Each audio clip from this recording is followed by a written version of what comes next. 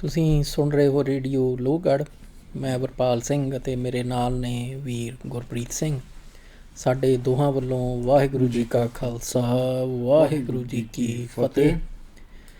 ਆਪਾਂ ਲੜੀਵਾਰ ਕਿਤਾਬ ਪੜ੍ਹ ਰਹੇ ਹਾਂ ਸਿੱਖ ਧਰਮ ਫਲਸਫਾ, ਜਿਹੜੀ ਮਿਸ਼ਨਰੀ ਕਾਲਜ ਲੁਧਿਆਣੇ ਵਾਲਿਆਂ ਵੱਲੋਂ ਛਾਪੀ ਗਈ ਆ ਕਿਤਾਬ 'ਚ ਛੋਟਾ ਜਿਹਾ, ਜਿਹਦੇ ਵਿੱਚ ਉਹਨਾਂ ਨੇ ਸੰਖੇਪ ਦੇ ਵਿੱਚ ਜਿਹੜੀ ਸਿੱਖ ਧਰਮ ਦੀ ਫਿਲਾਸਫੀ ਆ ਉਹਦੇ ਬਾਰੇ ਮੁੱਢਲੀ ਜਾਣਕਾਰੀ ਜਿਹੜੀ ਆ ਵੀ ਉਹ ਦਿੱਤੀ ਆ ਜੀ। ਅਤੇ ਉਹਨੂੰ ਵਿਚਾਰਦਿਆਂ ਹੋਇਆਂ ਵੀ ਜਿੱਦਾਂ ਉਹਨੂੰ ਅਪਲਾਈ ਕਰਨਾ ਆ ਕਾਰ ਵਿਹਾਰ ਦੇ ਵਿੱਚ ਆਪਣੇ ਰੋਜ਼ਾਨਾ ਦੇ, ਜਾਂ ਜਿਹੜੀ ਅਜੋਕੀ ਦੁਨੀਆ ਆ ਵੀ ਉਹਦੇ ਵਿੱਚ ਜੋ ਚੱਲ ਰਿਹਾ ਆ ਵੀ ਉਹਦੇ ਉੱਤੇ ਕਿਵੇਂ ਲਾ ਕੇ ਦੇਖਣਾ ਆ ਉਹ ਸਿਧਾਂਤਾਂ ਨੂੰ, ਵੀ ਉਹ ਵਿਚਾਰਾਂ ਆਪਾਂ ਜਿਹੜੀਆਂ ਆ ਵੀ ਉਹ ਤੁਹਾਡੇ ਨਾਲ ਕਰ ਰਹੇ ਹਾਂ। ਪਿੱਛੇ ਕੁਛ ਜਿਹੜੇ ਇੱਕ ਦੋ ਪ੍ਰੋਗਰਾਮ ਆਪਾਂ ਮਿਸ ਵੀ ਕੀਤੇ ਆ ਜੀ, ਵੀ ਉਹ ਜਿਹੜੀ ਕਰੋਨਾ ਦੀ ਹਾਲਤ ਬਣੀ ਹੋਈ ਆ ਹਰੇਕ ਮੁਲਕ ਦੇ ਵਿੱਚ, ਉਹ ਉਤਾਰ ਚੜਾਅ ਜਿਹੜੇ ਨੇ ਉਹ ਆ ਰਹੇ ਨੇ, ਅਤੇ ਜਿਹਦੇ ਕਰਕੇ ਅਸੀਂ ਇੱਕ ਪ੍ਰੋਗਰਾਮ ਜਿਹੜਾ ਪਿਛਲਾ ਆ ਮੈਂ ਹਾਲੇ ਜਾਂ ਦੋ ਪ੍ਰੋਗਰਾਮ ਜਿਹੜੇ ਆ ਵੀ ਉਹ ਅਸੀਂ ਨਹੀਂ ਕਰ ਸਕੇ ਸੀਗੇ ਜੀ।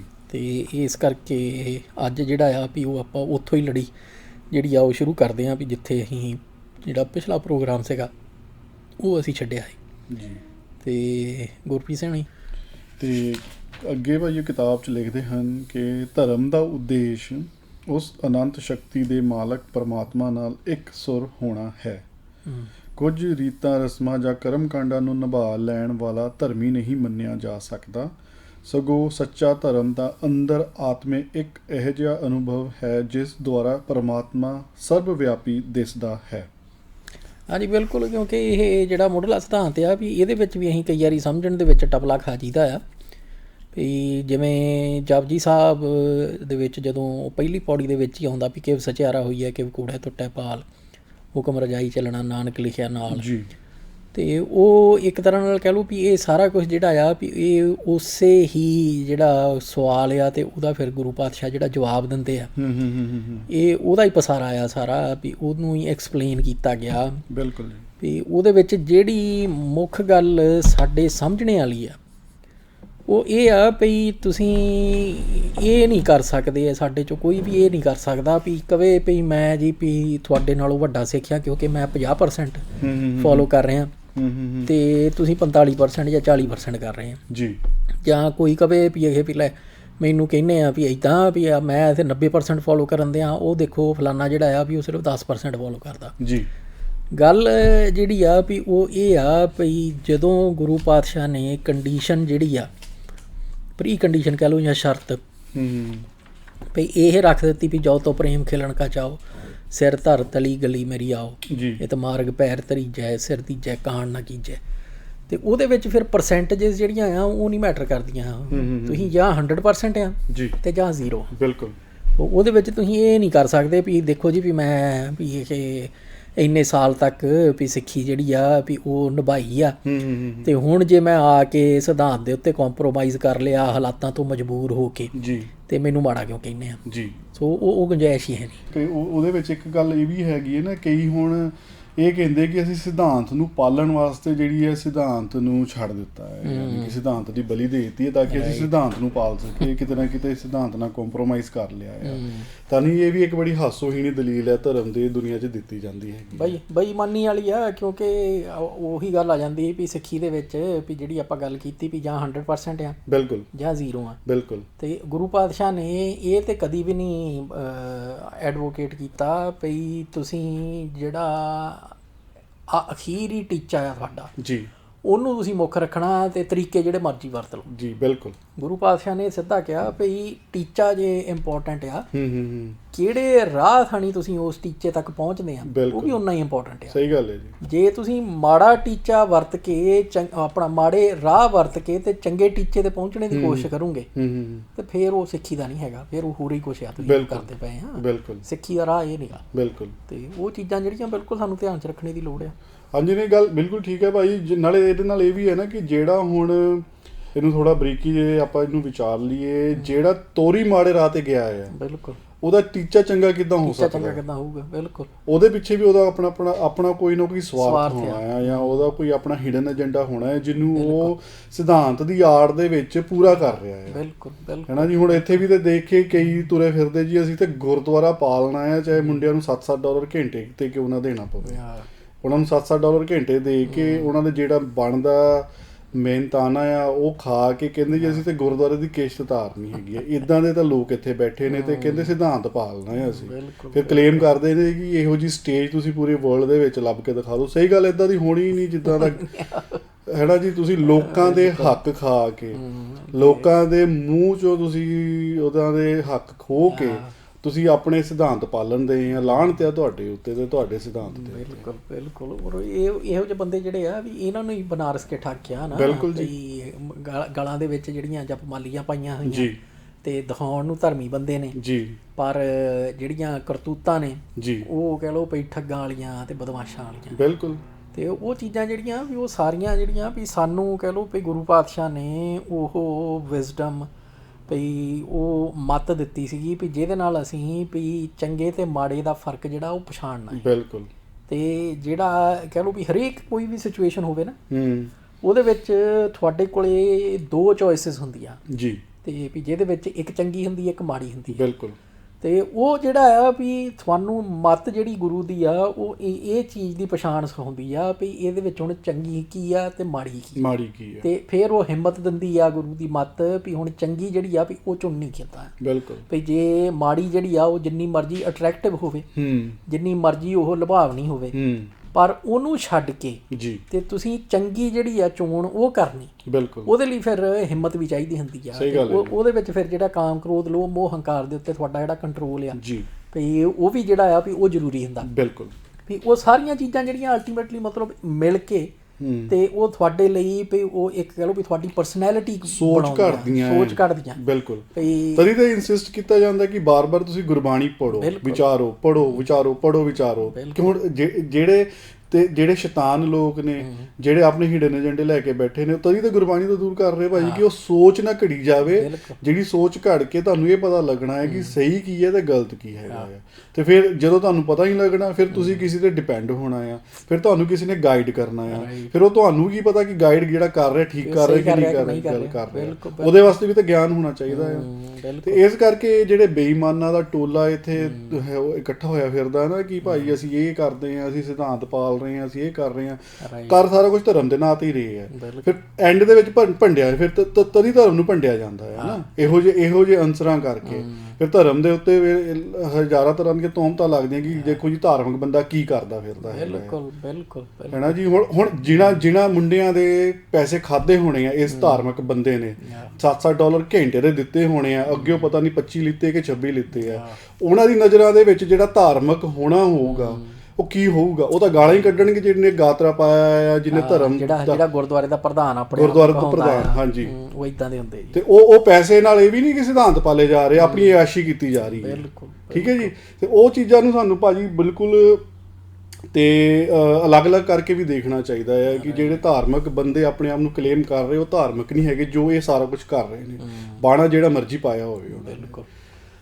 ਮੈਨੂੰ ਆਹ ਵੀ ਧਿਆਨ ਆਉਂਦਾ ਸੀਗਾ ਵੀ ਜਿਹੜੀ ਇਹ ਹਾਲਤ ਆਪਣੀ ਕਹ ਲਓ ਕਿ ਲੋਕਲ ਨਿਊਜ਼ੀਲੈਂਡ ਦੀ ਆ ਜੀ, ਤੇ ਜਿਹੜੀ ਹੁਣ ਆ ਪੰਜਾਬ ਦੇ ਵਿੱਚ ਜਿਹੜਾ ਐਜੀਟੇਸ਼ਨ ਚੱਲਦੇ ਪਏ ਨੇ ਜੀ, ਬਿਲਕੁਲ, ਵੀ ਜਿਹੜਾ ਉਹ ਕਿਰਸਾਨੀ ਵਾਲਾ ਜਿਹੜੇ ਦੂਸਰੇ ਆਰਡੀਨੈਂਸ ਜਾਰੀ ਕਰ ਦਿੱਤੇ ਆ ਤੇ ਧੱਕੇ ਨਾਲ ਜਿਹੜੇ ਬਿੱਲ ਉਹਦੇ ਵਿੱਚ ਰਾਜ ਸਭਾ ਦੇ ਵਿੱਚ ਪਾਸ ਹੋ ਜਾਣਦੇ ਆ ਜੀ, ਤੇ ਵੀ ਉਹ ਸਾਰਾ ਕੁਝ ਜਿਹੜਾ ਆ ਵੀ ਉਹਦੇ ਵਿੱਚ ਜਿਹੜੀ ਕਹ ਲਓ ਵੀ ਸਭ ਤੋਂ ਵੱਡੀ ਹੈਰਾਨੀ ਵਾਲੀ ਗੱਲ ਆ ਵੀ ਉਹ ਕਹਿੰਦੇ ਨੇ ਵੀ ਐਗਰੀਕਲਚਰ ਦੇ ਮੁੱਦੇ ਦੇ ਉੱਤੇ ਜਿਹੜਾ ਕੋਈ ਬਿੱਲ ਬਣਾਉਣਾ ਉਹ ਸੈਂਟਰਲ ਸਰਕਾਰ ਦਾ ਹੱਕ ਹੈ ਹੀ ਨਹੀਂਗਾ।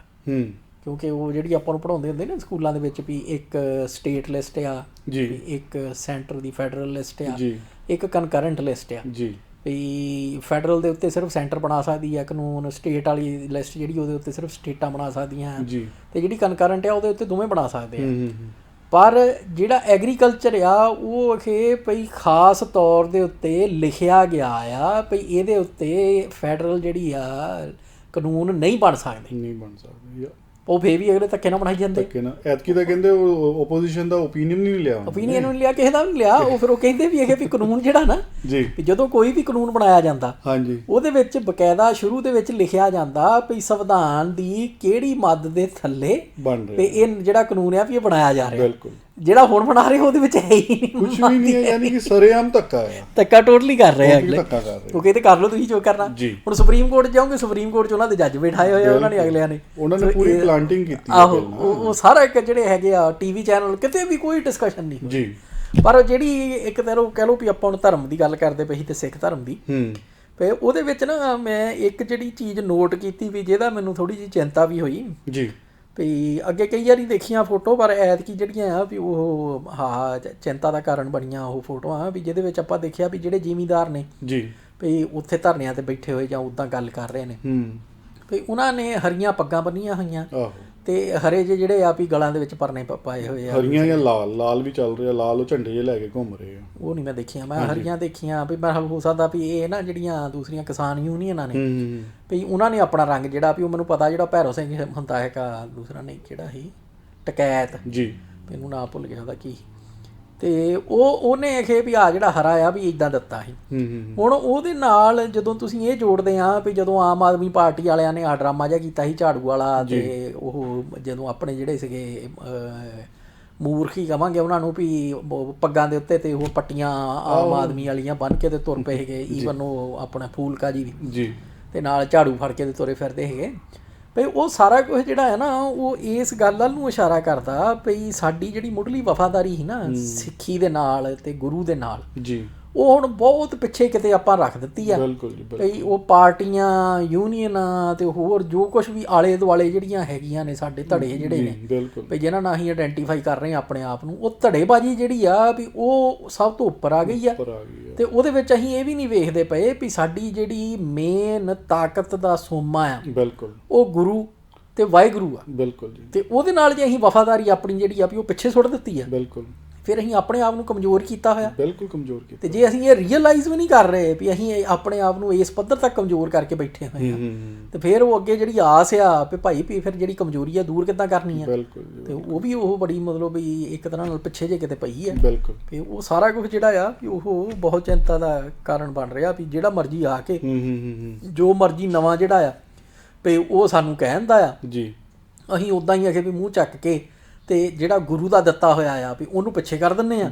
ਤੇ ਹਾਂ ਜਿਹੜਾ ਆ ਦੂਸਰੇ ਆਮ ਆਦਮੀ ਪਾਰਟੀ ਆ, ਝਾੜੂ ਆ, ਤੇ ਆ ਦੂਸਰੀਆਂ ਹਰੀਆਂ ਰੰਗ ਤੇ ਹੋਰ ਸਾਰਾ ਕੁਝ ਜਿਹੜਾ ਆ ਉਹਨੂੰ ਅਸੀਂ ਗਾਂਹ ਕਰਕੇ ਤੇ ਵੀ ਇਹ ਕੁਛ ਉਹ 'ਚ ਮਾੜਾ ਨਹੀਂ ਸਮਝ ਰਹੇ। ਬਿਲਕੁਲ ਜੀ, ਬਿਲਕੁਲ। ਤੇ ਦੂਜੀ ਜਿਹੜੀ ਗੱਲ ਹੈਗੀ ਆ ਵੀ ਜਿਹੜੀ ਮਹਲ ਆਪਾਂ ਡਿਸਕਸ ਕਰਦੇ ਪਏ ਹੈਗੇ ਜੀ, ਭਈ ਜਿਹੜਾ ਨਾ ਇਹ ਸਾਰਾ ਵਰਤਾਰਾ ਚੱਲਣ ਦਿਆ ਇਸ ਵੇਲੇ ਵੀ ਜਿੱਦਾਂ ਹੁਣ ਜ਼ਿਮੀਂਦਾਰਾਂ ਨੂੰ ਟਾਰਗੇਟ ਕੀਤਾ ਜਾ ਰਿਹਾ ਜੀ, ਤੇ ਉਹਨੂੰ ਆਪਾਂ ਇੱਧਰ ਲੈ ਲਈਏ ਵੀ ਟੈਕਸੀ ਡਰਾਈਵਰਾਂ ਨੂੰ ਟਾਰਗੇਟ ਕੀਤਾ ਗਿਆ। ਬਿਲਕੁਲ। ਇਹ ਉਬਰ ਰਾਹੀਂ ਤੇ ਓਲਾ ਰਾਹੀਂ ਤੇ ਹੋਰ ਸਾਰਾ ਰਾਹੀਂ ਜੀ, ਵੀ ਉਹ ਨਾ ਇੱਕ ਖਾਸ ਵੀ ਜਿਹੜੀ ਦਿਸ਼ਾ ਆ ਜਿੱਧਰ ਨੂੰ ਸਾਰੀ ਦੁਨੀਆ ਨੂੰ ਧੱਕਿਆ ਜਾ ਰਿਹਾ ਜੀ, ਉਹ ਵੀ ਸਾਡੇ ਵਿਚਾਰਨੇ ਦੀ ਲੋੜ ਆ। ਵੀ ਹੋ ਕੀ ਰਿਹਾ ਆ ਭਈ ਜਿਹੜੀ ਨਾ ਗੁਰੂ ਦੀ ਬਖਸ਼ੀ ਹੋਈ ਪਾਤਸ਼ਾਹੀ ਸੀ ਵੀ ਜਿਹੜੀ ਕਹਿ ਲਓ ਭਈ ਸੋਵਰੈਨਿਟੀ ਜੀ, ਵੀ ਉਹ ਸਾਰਾ ਕੁਝ ਜਿਹੜਾ ਆ ਵੀ ਉਹਨੂੰ ਇੰਨੇ ਤਰੀਕੇ ਦੇ ਨਾਲ ਨਾ ਸਾਡੇ ਕੋਲੋਂ ਨਿੱਜੀ ਪੱਧਰ ਦੇ ਉੱਤੇ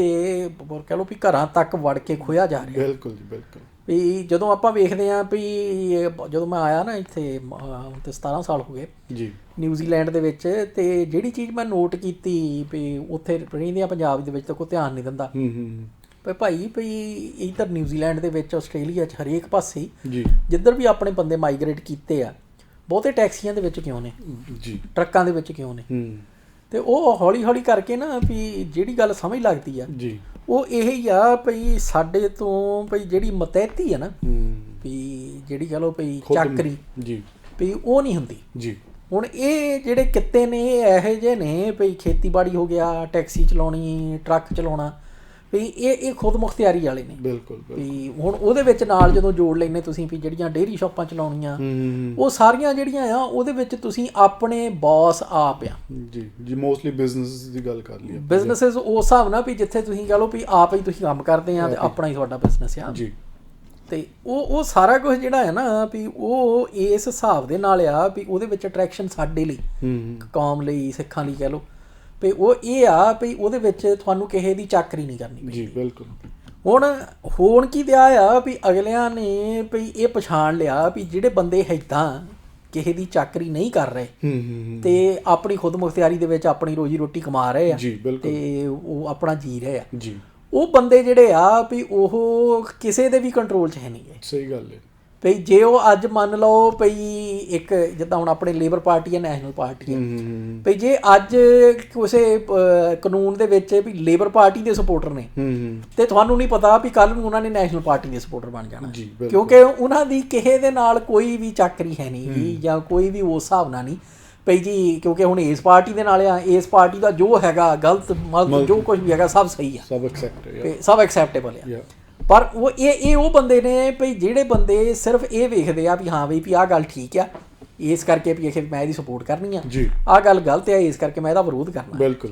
ਹੁਣ ਉਹੀ ਗੱਲਾਂ ਜਿਹੜੀਆਂ ਆ ਵੀ ਉਹ ਜਿਹੜਾ ਕੋਈ ਖੇਤੀਬਾੜੀ ਕਰ ਰਿਹਾ ਆ ਉਹਦੇ ਲਈ ਵੀ ਹੁੰਦੀ ਆ ਭਈ ਇੱਥੇ ਨਹੀਂ, ਕਿਉਂਕਿ ਇੱਥੇ ਤੇ ਖੇਤੀਬਾੜੀ ਵਾਲੇ ਜਿਹੜੇ ਫੈਡਰੇਟਡ ਫਾਰਮਰਸ ਦੇ ਅੰਡਰ ਵੀ ਪਰ ਫਿਰ ਵੀ ਉਹ ਖੁਦ ਮੁਖਤਿਆਰ ਜਿਹੜੀ ਹੈ ਵੀ ਹੈਗੇ। ਹੁਣ ਉਹ ਪੰਜਾਬ 'ਚ ਕੀ ਕਰਨ ਦਾ ਆ ਜਾਂ ਇੰਡੀਆ ਦੇ ਵਿੱਚ ਸਾਰੇ 'ਚ ਭਈ ਜਿਹੜਾ ਇੱਕ ਖੁਦ ਮੁਖਤਿਆਰ ਜ਼ਿਮੀਂਦਾਰ ਆ ਨਾ ਉਹਨੂੰ ਉਹ ਇਸ ਹਿਸਾਬ ਦੇ ਨਾਲ ਜਿਹੜੇ ਆ ਕਾਨੂੰਨ ਬਣੇ ਆ ਤੇ ਜਿਹਦੇ ਕਰਕੇ ਉਹ ਵਿਰੋਧ ਕਰ ਰਹੇ ਨੇ ਵੀ ਉਹ ਇਸ ਹਿਸਾਬ ਦੇ ਨਾਲ ਜਿਹੜੀ ਆ ਵੀ ਉਹ ਗਰਾਊਂਡ ਤਿਆਰ ਕੀਤੀ ਜਾ ਰਹੀ ਆ ਭਈ ਓਨਰ ਜਿਹੜੇ ਜ਼ਮੀਨਾਂ ਦੇ ਨੇ ਉਹ ਹੋ ਜਾਣ ਕਾਰਪੋਰੇਸ਼ਨ, ਵੀ ਜਿਹਨਾਂ ਕੋਲੇ ਅੰਨਾ ਪੈਸਾ ਇਸ ਵੇਲੇ ਔਰ ਉਹ ਉਹਨਾਂ ਦੇ ਕੋਲੇ ਇੰਨੀ ਤਾਕਤ ਆ ਵੀ ਅਗਲੇ ਆਪਣੇ ਹੱਕ ਦੇ ਵਿੱਚ ਕਾਨੂੰਨ ਵੀ ਬਣਾਉਂਦੇ। ਸਹੀ ਗੱਲ ਹੈ। ਹੁਣ ਮਿਸਾਲ ਦੇ ਤੌਰ ਦੇ ਉੱਤੇ ਤੁਸੀਂ ਲੈ ਲਓ ਵੀ ਜਿਹੜੀ ਚੀਜ਼ਾਂ ਦਾ ਵਿਰੋਧ ਹੋ ਰਿਹਾ ਜਿਹੜੇ ਆਰਡੀਨੈਂਸਿਸ ਦਾ, ਉਹਦੇ ਵਿੱਚ ਉਹਨਾਂ ਨੇ ਕੀ ਕੀਤਾ ਵੀ ਇਹ ਜਿਹੜੀਆਂ ਐਗਜ਼ਿਸਟਿੰਗ ਮੰਡੀਆਂ ਨੇ ਨਾ ਵੀ ਉਹਦੇ ਸਾਹਮਣੇ ਪ੍ਰਾਈਵੇਟ ਮੰਡੀਆਂ ਜਿਹੜੀਆਂ ਆ ਉਹ ਬਣਾਉਣੇ ਦੀ ਇਜਾਜ਼ਤ ਦੇ ਦਿੱਤੀ। ਜੀ ਬਿਲਕੁਲ। ਔਰ ਉਹਦੇ ਵਿੱਚ ਤੁਸੀਂ ਹਾਸੋਹੀਣੀ ਗੱਲ ਜਿਹੜੀ ਆ ਤੇ ਜਾਂ ਹੈਰਾਨੀਜਨਕ ਜਿਹੜੀ ਗੱਲ ਆ ਉਹ ਇਹ ਆ ਵੀ ਜਿਹੜੀ ਇਸ ਵੇਲੇ ਮੰਡੀ ਆ ਉਹਦੇ ਵਿੱਚ ਜੇ ਤੁਸੀਂ ਜਾ ਕੇ ਫਸਲ ਵੇਚੋਗੇ ਤੇ ਉਹਦੇ ਉੱਤੇ ਟੈਕਸ ਲੱਗਣਾ ਆ ਜੀ, ਪਰ ਜਿਹੜੀ ਪ੍ਰਾਈਵੇਟ ਮੰਡੀ ਸਾਹਮਣੇ ਆ ਉਹਦੇ ਵਿੱਚ ਜੇ ਜਾ ਕੇ ਤੁਸੀਂ ਵੇਚੋਗੇ ਤਾਂ ਉੱਤੇ ਕੋਈ ਟੈਕਸ ਨਹੀਂ ਗਾ। ਹੁਣ ਫਿਰ ਮਤਲਬ ਤੁਸੀਂ ਇੱਕ ਪਾਸੇ ਕਹੀ ਜਾਂਦੇ ਵੀ ਨਹੀਂ ਜੀ ਨਹੀਂ ਵੀ ਅਸੀਂ ਸਰਕਾਰੀ ਮੰਡੀਆਂ ਜਿਹੜੀਆਂ ਆ ਤੇ ਉਹ ਅਸੀਂ ਬੰਦ ਨਹੀਂ ਕੀਤੀਆਂ, ਪਰ ਜਦੋਂ ਤੁਸੀਂ ਆਹ ਕਾਨੂੰਨ ਬਣਾਤਾ ਹਾਲਾਤ ਇਦਾਂ ਦੇ ਬਣਾਤੇ ਵੀ ਜਿਹਦੇ ਵਿੱਚ ਵੀ ਇੱਕ ਪਾਸੇ ਤੁਹਾਨੂੰ ਟੈਕਸ ਦੇਣਾ ਪੈ ਰਿਹਾ, ਦੂਜੇ ਪਾਸੇ ਨਹੀਂ ਦੇਣਾ ਪੈ ਰਿਹਾ, ਤੁਸੀਂ ਕਿੱਧਰ ਜਾਓਗੇ? ਜਿੱਧਰ ਨਹੀਂ ਦੇਣਾ ਪੈ ਰਿਹਾ ਓਬਵੀਅਸਲੀ। ਹੁਣ ਉੱਥੇ ਜਦੋਂ ਤੁਸੀਂ ਜਾਓਗੇ ਆਹ ਤੇ ਖਾਲੀ ਰਹਿ ਗਈ, ਮਰ ਗਈ ਇਹ ਵੈਸੇ। ਹੁਣ ਉਹ ਕਾਨੂੰਨ ਕਿਹਨੇ ਬਣਵਾਇਆ? ਉਹਦੇ ਵਿੱਚ ਮਤਲਬ ਵੀ ਸਰਕਾਰ ਨੂੰ, ਖਾਸ ਤੌਰ ਤੇ ਸਟੇਟ ਦੀ ਗਵਰਨਮੈਂਟ ਨੂੰ ਉਹ ਟੈਕਸ ਜਿਹੜਾ ਆ ਉਹ ਮਿਲ ਰਿਹਾ, ਤੁਸੀਂ ਇੱਕ ਤੇ ਉਹ ਟੈਕਸ ਚੱਕ ਦਿੱਤਾ, ਸੈਂਟਰ ਚੱਕ ਰਹੀ ਆ, ਸੈਂਟਰ ਦਾ ਰਾਈਟ ਕੋਈ ਨਹੀਂ। ਉਹ ਮਤਲਬ ਵੀ ਉਹ ਇਸ ਹਿਸਾਬ ਦੇ ਨਾਲ ਪੂਰੇ ਦੇ ਪੂਰੇ ਸਟੇਟ ਗਵਰਨਮੈਂਟ ਨੂੰ ਇੱਕ ਤੇ ਉਹ ਤੁਹਾਡਾ ਮੰਗਤਾ ਬਣਾਤਾ, ਇੱਕ ਜਿਹੜਾ ਸੋਰਸ ਆ ਉਹਨਾਂ ਦਾ ਰੈਵਨਿਊ ਦਾ ਉਹ ਚੱਕ ਦਿੱਤਾ। ਦੂਜਾ ਇਹ ਵੀ ਜਿਹੜਾ ਜ਼ਿਮੀਂਦਾਰ ਆ ਉਹਨੂੰ ਵੀ ਇਸ ਹਿਸਾਬ ਤੱਕ ਮਤਲਬ ਵੀ ਇੱਕ ਤਰ੍ਹਾਂ ਨਾਲ ਕਰਿੰਦਾ ਬਣਾਉਣ ਤੱਕ ਵੀ ਜਾ ਰਹੇ ਆ ਵੀ ਜ਼ਮੀਨ ਦੀ ਮਾਲਕੀ ਜਿਹੜੀ ਆ ਉਹ ਕੰਪਨੀਆਂ ਦੀ ਹੋ ਜਾਵੇ ਤੇ ਬਾਕੀ ਜਿਹੜੇ ਉੱਤੇ ਫਸਲ ਉਗਾਉਣੇ ਵਾਲੇ ਆ ਤੇ ਖੇਤੀਬਾੜੀ ਕਰਨੇ ਵਾਲੇ ਆ ਉਹ ਮਜ਼ਦੂਰਾਂ ਦੀ ਤਰ੍ਹਾਂ ਕੰਮ ਕਰ। ਹੁਣ ਉਹ ਗੱਲ ਉਹੀ ਆ ਜਾਂਦੀ ਨਾ ਜਦੋਂ ਤੁਸੀਂ ਗੱਲ ਕਰਦੇ ਭਾਈ EMPLOYEE ਆ, ਜਿੱਦਾਂ EMPLOYEE ਬਣ ਜਾਣਾ ਆ, ਉਹਨੂੰ ਕੰਟਰੋਲ ਕਰਨਾ ਕਿੰਨਾ ਔਖਾ ਹੈ। ਜਿੱਥੇ ਮਰਜ਼ੀ ਨੂੰ ਤੁਸੀਂ ਉਹਨੂੰ ਡਾਇਵਰਟ ਕਰ ਲਓ, ਜਿੱਥੇ ਮਰਜ਼ੀ ਨੂੰ ਤੋਰ ਲਓ। ਜਿਹੜੀ ਗੱਲ ਆਪਾਂ ਕਰਦੇ ਸੀਗੇ ਜੇ ਮੰਨ ਲਓ ਵੀ ਇੱਕ ਟੈਕਸੀ ਡਰਾਈਵਰ ਆ ਉਹ ਜਾ ਕੇ ਤੇ ਸਟੈਂਡ ਜਿਹੜੇ ਹੁੰਦੇ ਆ ਟੈਕਸੀ ਸਟੈਂਡ ਉੱਥੇ ਖੜਦਾ ਆ, ਖੁਦ ਮੁਖਤਿਆਰ ਆ, ਉਹਦੇ ਉੱਤੇ ਕਿਸੇ ਦਾ ਵਾਹ ਨਹੀਂ ਚੱਲਣਾ, ਨਾ ਕਿਸੇ ਨੂੰ ਪਤਾ ਆ ਵੀ ਉਹਨੇ ਕੋਈ ਐਸਾ ਕੰਮ ਕੀਤਾ ਵੀ ਕਿਸੇ ਕਾਨੂੰਨ ਦੀ ਵਿਰੋਧਤਾ ਕੀਤੀ ਆ ਵੀ ਜਿਹਦੇ ਕਰਕੇ ਵੀ ਜੇ ਕੋਈ ਪੈਸੇਂਜਰ ਜਿਹੜਾ ਆ ਵੀ ਉਹ ਨੈਸ਼ਨਲ ਦਾ ਸਮਰਥਕ ਆ ਤੇ ਉਹ ਕਵੇ ਵੀ ਇਹ ਬੰਦਾ ਜਿਹੜਾ ਆ ਵੀ ਇਹ ਲੇਬਰ ਦਾ ਸਮਰਥਕ ਆ, ਮੈਂ ਇਹਦੀ ਟੈਕਸੀ 'ਚ ਨਹੀਂ ਬੈਠਣਾ, ਪਤਾ ਹੀ ਨਹੀਂ, ਉਹ ਪਲੇ ਦੇ ਵਿੱਚ ਹੀ ਨਹੀਂ ਆਉਂਦੀ ਗੱਲ। ਪਰ ਜਦੋਂ ਉਬਰ ਦੇ ਵਿੱਚ ਤੁਸੀਂ ਡਰਾਈਵਰ ਆ, ਡਾਟੇ ਵਿੱਚ ਆ ਗਏ, ਡਾਟੇ ਦੇ ਵਿੱਚ ਤੁਸੀਂ ਮੰਨ ਲਓ ਵੀ ਆ ਗਏ ਆ, ਹੁਣ ਉੱਥੇ ਤੁਹਾਡੇ ਨਾਂ ਅੱਗੇ ਸਟਾਰ ਲੱਗਾ ਹੋਇਆ ਹੈ ਵੀ ਅੱਛਾ ਵੀ ਠੀਕ ਆ ਵੀ ਜਿਹੜਾ ਮਾਲਕ ਆ ਉਬਰ ਦਾ ਵੀ ਉਹ ਹੈਗਾ ਆ ਨੈਸ਼ਨਲ ਦਾ ਸਪੋਰਟਰ ਤੇ ਜਿਹੜਾ ਡਰਾਈਵਰ ਆ ਵੀ ਇਹ ਲੇਬਰ ਦਾ ਸਪੋਰਟਰ ਆ ਤੇ ਇਹਨੂੰ ਮਾੜਾ ਜਿਹਾ ਸਬਕ ਸਿਖਾਉਣਾ ਆਪਾਂ। ਤੇ ਉਹਨੇ ਕੀ ਕਰਨਾ ਵੀ ਤੁਹਾਡੇ ਨਾਂ ਅੱਗੇ ਸਟਾਰ ਲੱਗਾ ਹੋਇਆ ਤੇ ਤੁਸੀਂ ਚੱਕ ਕੇ ਤੇ ਆਖੇ ਵੀ ਰੋਜ਼ ਦਾ ਜਿਹੜਾ ਆ ਵੀ ਜੇ ਮੰਨ ਲਓ ਵੀ ਤੁਹਾਡਾ $150 ਬਣਦਾ ਸੀ ਤੇ ਤੁਸੀਂ ਉਹ 75 ਦੇ ਉੱਤੇ ਆ ਗਏ, ਤੁਹਾਨੂੰ ਪਤਾ ਵੀ ਨਹੀਂ ਲੱਗਿਆ ਵੀ ਇਹ ਵੀ ਕੀ ਹੋਇਆ। ਬਿਲਕੁਲ ਸਹੀ ਗੱਲ ਹੈ, ਕਿਉਂਕਿ ਸਿਸਟਮ ਦੇ ਵਿੱਚ ਸਾਰਾ ਕੁਝ ਹੋ ਰਿਹਾ, ਤੁਹਾਨੂੰ ਇਹ ਵੀ ਨਹੀਂ ਪਤਾ ਵੀ ਕਿੱਥੇ ਬੈਠੇ ਨੇ, ਅਮਰੀਕਾ ਬੈਠੇ ਨੇ ਕਿਸੇ ਨੇ ਸਟਾਰ ਲਾਇਆ ਤੁਹਾਡੇ ਨਾਲ ਅੱਗੇ ਕਿ ਇੰਡੀਆ ਬੈਠੇ ਨੇ ਲਾਇਆ, ਕਿਹਨੇ ਲਾਇਆ। ਨਹੀਂ ਸਹੀ ਗੱਲ ਆ, ਉਹ ਇਦਾਂ ਹੀ ਇਹ ਹੰਟ ਕਰਦੇ ਆ ਨਾ। ਹੁਣ ਜਿਹੜਾ ਇੰਡੀਆ ਦੀ ਵੀ ਗਵਰਨਮੈਂਟ ਦੀ ਗੱਲ ਕਰਦੇ, ਇੰਡੀਅਨ ਗਵਰਨਮੈਂਟ ਦੀ ਵੀ ਜਦੋਂ ਗੱਲ ਕਰਦੇ ਆ, ਹੁਣ ਉਹ ਜਿਹੜੇ ਹੁਣ ਖਾਸ ਕਰ ਜਦੋਂ ਬਾਹਰਲੇ ਮੁਲਕਾਂ 'ਚ ਜਦੋਂ ਸਿੱਖ ਪਾਪੂਲੇਸ਼ਨ ਮੂਵ ਹੋਈ ਆ ਆਏ ਆ ਤਾਂ ਉਹ ਕਿਸ ਤਰੀਕੇ ਨਾਲ ਕੰਟਰੋਲ ਕਰ ਰਹੇ ਹੈਗੇ, ਇਹ ਉਹਨਾਂ ਦੇ ਤਰੀਕੇ ਹੈਗੇ ਆ ਕਿ ਕਿੱਦਾਂ ਇਹਨਾਂ ਨੂੰ ਕੰਟਰੋਲ 'ਚ ਰੱਖਣਾ ਹੈ। ਹੁਣ ਚਾਹੇ ਉਹਦੇ ਵਿੱਚ ਮਤਲਬ ਇਹ ਨਹੀਂ ਹੈਗਾ ਕਿ ਆਪਾਂ ਖਾਲਿਸਤਾਨ ਦੇ ਸਮਰਥਕ ਆ ਜਾਂ ਕਿਸੇ ਤਰੀਕੇ ਨਾਲ ਜਾਂ ਉਹਦੇ ਓਪੋਜੀਸ਼ਨ 'ਚ ਖੜੇ ਆ, ਲੇਕਿਨ ਗੱਲ ਇਹ ਹੈ ਕਿ ਹੁਣ ਉਹ ਜਿਹੜੀ ਲਹਿਰ ਆ ਜਾਂ ਉਹ ਮੂਵਮੈਂਟ ਆ ਉਹਨੂੰ ਇਦਾਂ ਹੀ ਕੰਟਰੋਲ ਕੀਤਾ ਜਾ ਰਿਹਾ ਹੈ ਸਾਰੇ ਪਾਸੇ। ਤੁਸੀਂ ਵਰਲਡ ਵਾਈਡ ਦੇਖ ਲਵੋ, ਇਸ ਤਰੀਕੇ ਨਾਲ ਕੰਟਰੋਲ ਕੀਤਾ ਜਾ ਰਿਹਾ, ਸਾਰਾ ਡਾਟਾ ਤਿਆਰ ਕੀਤਾ ਜਾ ਰਿਹਾ, ਹੁਣ ਅੱਗੇ ਡਾਟ ਲਾਏ ਜਾ ਰਹੇ ਕੌਣ ਕਿਹੜੀ ਸੋਚ ਦਾ ਕਿਹੜੀ ਸੋਚ ਨੂੰ ਬਿਲੋਂਗ ਕਰਦਾ ਹੈ, ਕਿਹੜੀ ਸੋਚ ਨੂੰ ਬਿਲੋਂਗ ਕਰਦਾ ਨਾ, ਤੇ ਉਹ ਸਾਰੇ ਡਾਟੇ ਲਾ ਕੇ ਡਾਟ ਲਾ ਕੇ ਉਸ ਤਰੀਕੇ ਨਾਲ ਉਹਨਾਂ ਨੂੰ ਟਰੀਟ ਕੀਤਾ ਜਾ ਰਿਹਾ, ਡੀਲ ਕੀਤਾ ਜਾ ਰਿਹਾ ਹੈਗਾ। ਤੇ ਇਹ ਸਾਨੂੰ ਸਾਰਿਆਂ ਨੂੰ ਸੋਚਣਾ ਚਾਹੀਦਾ ਹੈ ਕਿ ਅਸੀਂ ਐਜ਼ ਏ ਕੌਮ, as a community, as a Sikh ਕੌਮ ਅਸੀਂ ਉਹਨੂੰ ਡੀਲ ਕਿੱਦਾਂ ਕਰਨਾ ਇਨ ਫਿਊਚਰ ਦੇ ਵਿੱਚ, ਕਿਉਂਕਿ ਇਨ ਫਿਊਚਰ ਉਹ ਵਰਸਟ ਹੋਈ ਜਾਣਾ ਆ, ਸੁਧਰਨਾ ਨਹੀਂ ਹੈਗਾ, ਵਰਸਟ ਹੋਈ ਜਾਣਾ ਆ ਜੇ ਤੁਸੀਂ ਆਪਣੀ ਕੌਮ ਨੂੰ ਸਟਰੋਂਗ ਨਾ ਕੀਤਾ। ਕਿਉਂਕਿ ਭਾਜੀ ਗੱਲ ਉਹੀ ਹੋ ਜਾਂਦੀ ਹੈ ਨਾ ਕਿ ਜਿਹੜਾ ਤਕੜਾ ਹੁੰਦਾ ਆ ਉਹਨੂੰ, ਜੇ ਬੰਦੇ ਦੀ ਗੱਲ ਕਰੀਏ ਆਪਾਂ ਇੰਡੀਵਿਜੂਅਲ ਬੰਦੇ ਦੀ ਗੱਲ ਕਰੀਏ, ਜਿਹੜਾ ਤਕੜਾ ਬੰਦਾ ਹੈ ਉਹਨੂੰ ਹੱਥ ਪਾਉਣਾ ਸੌਖਾ ਨਹੀਂ ਹੁੰਦਾ। ਇੱਦਾਂ ਹੀ ਕੌਮਾਂ ਦੀ ਗੱਲ ਆ, ਜੇ ਤੁਹਾਡੀਆਂ ਕੌਮਾਂ ਸਟਰੋਂਗ ਆ, ਤੁਹਾਡਾ ਗਰਾਊਂਡ ਸਟਰੋਂਗ ਹੈਗਾ ਆ, ਤੁਹਾਡੇ ਕੋਲ ਪਾਪੂਲੇਸ਼ਨ ਉੱਦਾਂ ਦੀ ਹੈਗੀ ਹੈ, ਤੇ ਉਹਦੇ ਉੱਤੇ ਵੀ ਹੱਥ ਪਾਉਣਾ ਇੰਨਾ ਖੇਡ ਨਹੀਂ ਹੁੰਦੀ ਹੈਗੀ ਜੇ ਕੁਝ ਵੀ ਨਹੀਂ ਹੈਗਾ ਤੁਹਾਡੇ ਕੋਲ। ਬਿਲਕੁਲ, ਹੁਣ ਪੰਜਾਬ ਨੂੰ ਨਸ਼ਿਆਂ ਦੇ ਤਦੀ ਲਾਇਆ ਜਾ ਰਿਹਾ ਹੈ ਨਾ ਕਿ ਅੰਦਰੋਂ ਖਾਲੀ ਕਰ ਦਿਓ, ਖੋਖਲਾ ਕਰ ਦਿਓ, ਜਿਹੜੀ ਇਹਨਾਂ ਦੀ ਮਤਲਬ ਹੁਣ ਤਦੀ ਗੁਰੂ ਗ੍ਰੰਥ ਸਾਹਿਬ ਤੋਂ ਵੀ ਦੂਰ ਕੀਤਾ ਜਾ ਰਿਹਾ ਹੈ, ਤੇ ਦੂਜੇ ਪਾਸੇ ਨਸ਼ਿਆਂ ਤੇ ਲਾਇਆ ਜਾ ਰਿਹਾ, ਲੱਚਰਤਾ ਨਾਲ ਜੋੜਿਆ ਜਾ ਰਿਹਾ, ਸਾਰੇ ਪਾਸੇ ਹਮਲੇ ਕੀਤੇ ਜਾ ਰਹੇ ਤਾਂ ਕਿ ਇਹਨਾਂ ਨੂੰ ਜਿਹੜੀ ਜਿੱਥੋਂ ਇਹਨਾਂ ਨੂੰ ਪਾਵਰ ਮਿਲਦੀ ਹੈ, ਤਾਕਤ ਮਿਲਦੀ ਹੈ ਸੋਚ ਪੱਖੋਂ, ਉਹ ਖਤਮ ਕਰ ਦਿੱਤੀ ਜਾਵੇ। ਇਹਨਾਂ ਨੇ ਆਪੇ ਹੀ ਮਰ ਜਾਣਾ ਹੈ। ਬਿਲਕੁਲ ਮੈਂ ਤੇ ਹਾਵੀ ਦੇਖਦਾ ਪਿਆ ਸੀਗਾ ਵੀ ਆ ਜਿਹੜਾ ਦੂਸਰਾ ਬਾਲੀਵੁੱਡ ਫਿਲਮ ਇੰਡਸਟਰੀ ਦਾ ਜਿਹੜਾ ਸਾਰਾ ਰੌਲਾ ਪਿਆ ਹੋਇਆ, ਹਾਂਜੀ, ਉਹਦੇ ਵਿੱਚ ਵੀ ਹੁਣ ਮੈਂ ਤੇ ਸਿਰਫ ਅਖਬਾਰਾਂ ਦੀਆਂ ਖਬਰਾਂ ਹੀ ਵੇਖੀਆਂ, ਸੋ ਇਸ ਕਰਕੇ ਮੈਨੂੰ ਕਹਿ ਲਓ ਵੀ ਇਹ ਤਾਂ ਮੈਂ ਕਹਿ ਨਹੀਂ ਸਕਦਾ ਵੀ ਇਹ 100% ਸਿਚੁਏਸ਼ਨ ਆਹ ਹੀ ਆ ਜੀ, ਪਰ ਜਿੰਨੀਆਂ ਖਬਰਾਂ ਹੈਗੀਆਂ ਆ ਉਹ ਸਾਰੀਆਂ ਦੀਆਂ ਸਾਰੀਆਂ ਜਿਨ੍ਹਾਂ ਦੇ ਐਕਟਰਾਂ ਦੇ ਨਾਮ ਲੈ ਰਹੀਆਂ ਨੇ ਵੀ ਪੁਲਿਸ ਨੇ, ਜਿਹੜੀ ਐਨਫੋਰਸਮੈਂਟ ਡਾਇਰੈਕਟਰ ਆ ED ਨੇ,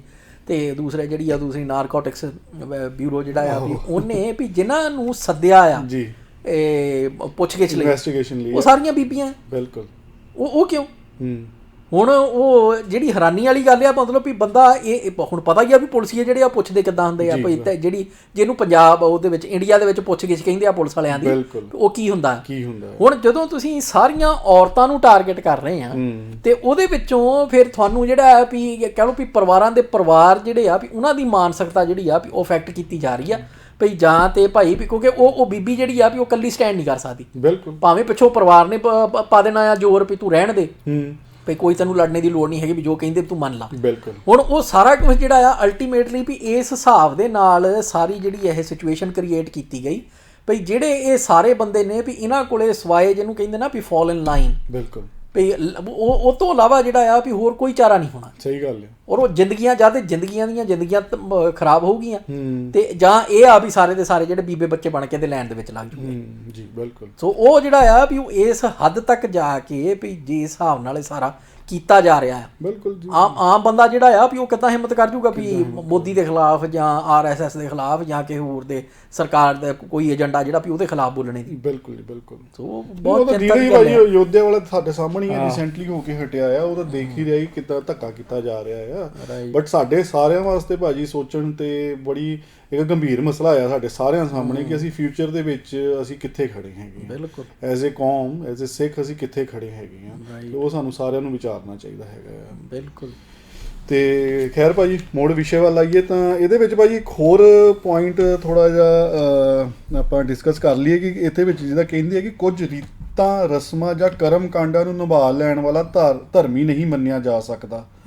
ਹੁਣ ਇੱਕ ਗੱਲ ਇਹ ਵੀ ਹੈ ਤੇ ਇੱਕ ਇਹਦਾ ਦੂਜਾ ਪਾਸਾ ਵੀ ਹੈਗਾ ਆ, ਆਪਾਂ ਇਹਨੂੰ ਕਰਮ ਕਾਂਡਾਂ ਨੂੰ ਛੱਡ ਕੇ ਆਪਾਂ ਰੀਤਾਂ ਰਸਮਾਂ ਦੀ ਵੀ ਗੱਲ ਕਰੀਏ। ਹੁਣ ਇਹ ਵੀ ਨਹੀਂ ਹੈਗਾ ਕਿ ਤੁਸੀਂ ਜਮਾ ਹੀ ਨਕਾਰ ਦਿਓ ਰੀਤਾਂ ਰਸਮਾਂ ਜਿਹੜੀਆਂ ਤੁਹਾਡੇ ਕੁਝ ਸਿਸਟਮ ਬਣੇ ਹੋਏ ਆ ਕੌਮ ਦੇ, ਕੁਝ ਡਿਸਿਪਲਿਨ ਬਣੇ ਹੋਏ ਆ ਕੌਮ ਦੇ। ਹੁਣ ਹੁਣ ਜਿਹੜੇ ਕਾਮਰੇਡ ਆ ਜਾਂ ਇਹ ਖੱਪਗ੍ਰੇਡ ਰੌਲਾ ਪਾਉਂਦੇ ਆ, ਇਹਨਾਂ ਗਰਾਊਂਡਾਂ ਨੂੰ ਹੀ ਉੱਤੇ ਖੜੇ ਹੋ ਕੇ ਰੌਲਾ ਪਾਉਂਦੇ ਆ ਕਿ ਜੀ ਭਾਈ ਇਹ ਗਲਤ ਕਰ ਰਿਹਾ, ਇਹ ਗਲਤ ਹੋ ਰਿਹਾ ਆ, ਏਦਾਂ ਨਹੀਂ ਹੋਣਾ ਚਾਹੀਦਾ, ਇਹ ਮਰਿਆਦਾ ਨਹੀਂ ਲਾਉਣੀ ਚਾਹੀਦੀ। ਬੇਈਮਾਨੀ ਪਤਾ ਕੀ ਆ, ਜਿਹੜੇ ਆ ਖੱਪਗ੍ਰੇਡ ਨੇ ਤੇ ਕਾਮਰੇਡ ਨੇ ਵੀ ਇਹਨਾਂ ਦੀ ਜਿਹੜੀ ਦਲੀਲ ਆ ਜੀ ਉਹਦੇ ਵਿੱਚ ਹੁਣ ਇੱਥੇ ਉਹ ਇਹ ਕਹਿ ਰਹੇ ਨੇ ਵੀ ਸਿਰਫ ਕੁਝ ਦਲੀਲਾਂ ਜਿਹੜੀਆਂ ਆਪਣੀਆਂ ਜਿਹੜੀਆਂ ਕੁਝ ਰੀਤਾਂ ਜਿਹੜੀਆਂ ਨੇ ਉਹਨਾਂ ਨੂੰ ਫੋਲੋ ਕਰਕੇ ਵੀ ਤੁਸੀਂ ਸਿੱਖ ਨਹੀਂ ਬਣ ਜਾਂਦੇ। ਬਿਲਕੁਲ, ਪਰ ਉਹ ਇਹ ਨਹੀਂ ਕਹਿ ਰਹੇ ਵੀ ਉਹ ਫਿਰ ਰੀਤਾਂ ਜਿਹੜੀਆਂ ਉਹ ਫੋਲੋ ਨਹੀਂ ਕਰਨੀਆਂ ਸਹੀ ਗੱਲ। ਕਿਉਂਕਿ ਜੇ ਤੁਹਾਨੂੰ ਚੇਤੇ ਹੋਵੇ ਵੀ ਆਪਾਂ ਪਹਿਲਾਂ ਹਾਈ ਗੱਲ ਕੀਤੀ ਆ ਵੀ ਜਾਂ 100% ਆ ਬਿਲਕੁਲ ਤੇ ਜਾਂ 0 ਆ ਜੀ। ਹੁਣ ਉਹ 100% ਜਿਹੜਾ ਆ ਉਹਦੇ ਵਿੱਚ ਉਹ ਸਾਰੀਆਂ ਜਿਹੜੀਆਂ ਰੀਤਾਂ ਨੇ ਜੋ ਕੁਝ ਵੀ ਰਿਕੁਆਇਰਡ ਆ ਉਹ 100% ਦਾ ਹਿੱਸਾ ਆ। ਬਿਲਕੁਲ ਇਹ ਨਹੀਂ ਕੋ ਕਹਿ ਸਕਦਾ ਵੀ ਕਿਉਂਕਿ ਬਾਦਲ ਦੇਖ ਲਓ ਵੀ ਗਾਤਰਾ ਪਾਇਆ ਹੋਇਆ ਤੇ ਉਹਨੇ ਦਾੜਾ ਪ੍ਰਕਾਸ਼ ਕੀਤਾ ਹੋਇਆ ਇਸ ਕਰਕੇ ਵੀ ਤੁਸੀਂ ਇਹ ਕਿਉਂ ਕਹਿੰਦੇ ਆ ਵੀ ਇਹ ਵੀ ਦਾੜਾ ਤੇ ਗਾਤਰਾ ਜਿਹੜਾ ਵੀ ਉਹ ਜ਼ਰੂਰੀ ਨੇ। ਬਿਲਕੁਲ ਕਿਉਂਕਿ ਉਹ 100 ਦਾ ਹਿੱਸਾ ਨੇ ਜੀ। ਉਹਦੇ ਉੱਤੇ ਬਾਦਲ ਦੇ ਉੱਤੇ ਇਹ ਲੱਗਦਾ ਵੀ ਭਰਾਵਾ ਵੀ ਤੂੰ ਸਿਰਫ ਗਾਤਰਾ ਪਾ ਕੇ ਤੇ ਦਾੜਾ ਜਿਹੜਾ ਆ ਵੀ ਉਹ ਪ੍ਰਕਾਸ਼ ਕਰਕੇ ਸਿੱਖ ਨਹੀਂ ਬਣ ਜਾਂਦਾ। ਬਿਲਕੁਲ ਤੈਨੂੰ ਜਿਹੜਾ ਬਾਕੀ ਦਾ 95% ਆ ਉਹ ਵੀ ਕਰਨਾ ਪੈਣਾ ਹੈ। ਉਹ ਕਰ ਨਹੀਂ ਰਿਹਾ ਉਹ ਚੀਜ਼ ਆ ਜਿਹੜਾ ਬਾਕੀ ਦਾ 95% ਉਹ ਨਹੀਂ ਕਰ ਰਿਹਾ ਜੀ, ਜਿਹੜਾ ਉਹਨੂੰ ਸਿੱਖ ਨਹੀਂ ਬਣਨ ਦੇ ਰਿਹਾ ਜੀ। ਬਿਲਕੁਲ ਜਿਹੜਾ ਉਹ 5% ਆ ਉਹ ਕਰਕੇ ਕਹਿੰਦਾ ਵੀ ਮੈਂ ਸਿੱਖੀ ਆ। ਬਿਲਕੁਲ ਕਿਉਂਕਿ ਉਹ ਵੋਟਾਂ ਸਿੱਖੀ ਦੇ ਨਾਂ ਤੇ ਲੈਂਦਾ ਸੋ ਉਹ ਜਿਹੜੀ ਆ ਵੀ ਆਰਗੂਮੈਂਟ ਜਿਹੜੀ ਸਮਝਣੇ ਦੀ ਲੋੜ ਆ ਸਾਨੂੰ ਵੀ ਉਹ ਇਹ ਕਹਿ ਰਹੇ ਆ ਵੀ ਸਿਰਫ 5% ਫੋਲੋ ਕਰਨ ਦੇ ਨਾਲ ਨਹੀਂ ਕੋਈ ਸਿੱਖ ਬਣ ਜਾਂਦਾ 100% ਹੀ ਫੋਲੋ ਕਰਨਾ ਪੈਣਾ। ਜਿਹੜੇ ਬੇਈਮਾਨ ਨੇ ਉਹ ਗੱਲ ਨੂੰ ਘੁਮਾ ਰਹੇ ਉਹ ਘੁਮਾ ਰਹੇ ਆ ਜੀ। ਉਹ ਕਹਿੰਦੇ ਪਏ ਆ ਵੀ ਦੇਖੋ ਜੀ ਮੈਂ ਤੇ ਦਿਲ ਬਹੁਤ ਚੰਗਾ, ਮੈਂ ਤੇ ਦਿਲ ਦਾ ਬਹੁਤ ਸਾਫ਼ ਆ। ਹੁਣ ਨਾ ਕਿਸੇ ਨੇ ਦਿਲ 'ਚ ਵੜ ਕੇ ਤੁਹਾਡੇ ਦੇਖਣਾ ਹੈ ਤੇ ਨਾ ਕੁਛ ਹੋਰ ਗੱਲ ਹੈ। ਸਹੀ ਗੱਲ ਹੈ ਤੇ ਉਹ ਤਾਂ ਤੁਹਾਡੇ ਹੀ ਸ਼ਬਦ ਆ ਵੀ ਮੈਂ ਤਾਂ ਦਿਲ ਦਾ ਬਹੁਤ ਸਾਫ਼ ਆ। ਆਓ ਮੈਂ ਤਾਂ ਬੜਾ ਧਰਮੀ ਆ ਬਟ ਮੈਨੂੰ ਕਿਸੇ ਦੇ $7 ਖਾਣ ਦੇ ਵਿੱਚ ਜਾਂ ਉਹਨੂੰ $7 ਦੇਣ ਦੇ ਵਿੱਚ ਘੰਟੇ ਦੇ ਕੋਈ ਮੈਨੂੰ ਕੋਈ ਪ੍ਰੋਬਲਮ ਨਹੀਂ, ਜਿੰਨੀ ਦੇਰ ਤੱਕ ਫੜਿਆ ਨਹੀਂ ਜਾਂਦਾ ਉਦਾਂ ਤਾਂ ਮੈਂ ਬੜਾ ਵੱਡਾ ਧਰਮੀ ਹੈਗਾ ਆ। ਮੇਰੇ ਵਰਗਾ ਕੋਈ ਸਿਧਾਂਤ ਹੀ ਨਹੀਂ ਪਾਲ ਰਿਹਾ ਦੁਨੀਆ ਦੇ ਉੱਤੇ, ਤੁਸੀਂ ਲੱਭ ਕੇ ਦਿਖਾ ਦਿਓ। ਸੋ ਜਿਹੜੀ ਚੀਜ਼ ਹੈ ਨਾ ਮੇਨ ਹਾਂਜੀ ਉਹ ਇਹ ਹੀ ਆ ਭਈ ਹਮੇਸ਼ਾ ਧਿਆਨ 'ਚ ਇਹ ਰੱਖੀਏ ਭਈ 100% ਚਾਹੀਦਾ। ਬਿਲਕੁਲ ਜੇ ਅਸੀਂ ਅਜੇ ਵੀ 95% ਆ ਤੇ ਅਸੀਂ ਅਜੇ ਵੀ ਸਹਿਜਧਾਰੀ ਆ। ਬਿਲਕੁਲ ਸਹੀ ਗੱਲ ਹੈ। ਅੱਛਾ ਇੱਕ ਹੋਰ ਮਜ਼ੇ ਦੀ ਗੱਲ ਭਾਜੀ ਇਹਦੇ ਵਿੱਚ ਇਹ ਹੈ ਕਿ ਚਲੋ ਸਿੱਖ ਕੌਮ ਦੇ ਆਪਣੇ ਕੁਝ ਡਿਸਪਲਿਨ ਬਣੇ ਆ, ਕੁਝ ਮਰਿਆਦਾ ਆ, ਕੁਝ ਹੈ ਨਾ ਜੀ, ਕੁਝ ਰੂਲਸ ਹੈਗੇ ਆ ਤੇ ਉਹ ਜਦੋਂ ਬੰਦਾ ਫੋਲੋ ਨਹੀਂ ਕਰਦਾ ਆਪਾਂ ਕਹਿੰਦੇ ਕਿ ਸਿੱਖ ਨਹੀਂ ਹੈਗਾ। ਲੇਕਿਨ ਇਹ ਧੱਕੇ ਨਾਲ ਕਹਿੰਦੇ ਕਿ ਇਹ ਸਿੱਖ ਹੀ ਹੈਗਾ ਆ। ਜੇ ਇਦਾਂ ਦਾ ਕੁਝ ਹੋ ਜੇ ਤਾਂ ਉਹਨਾਂ ਨੂੰ ਧੱਕੇ ਨਾਲ ਸਿੱਖ ਕਹਿੰਦੇ ਆ।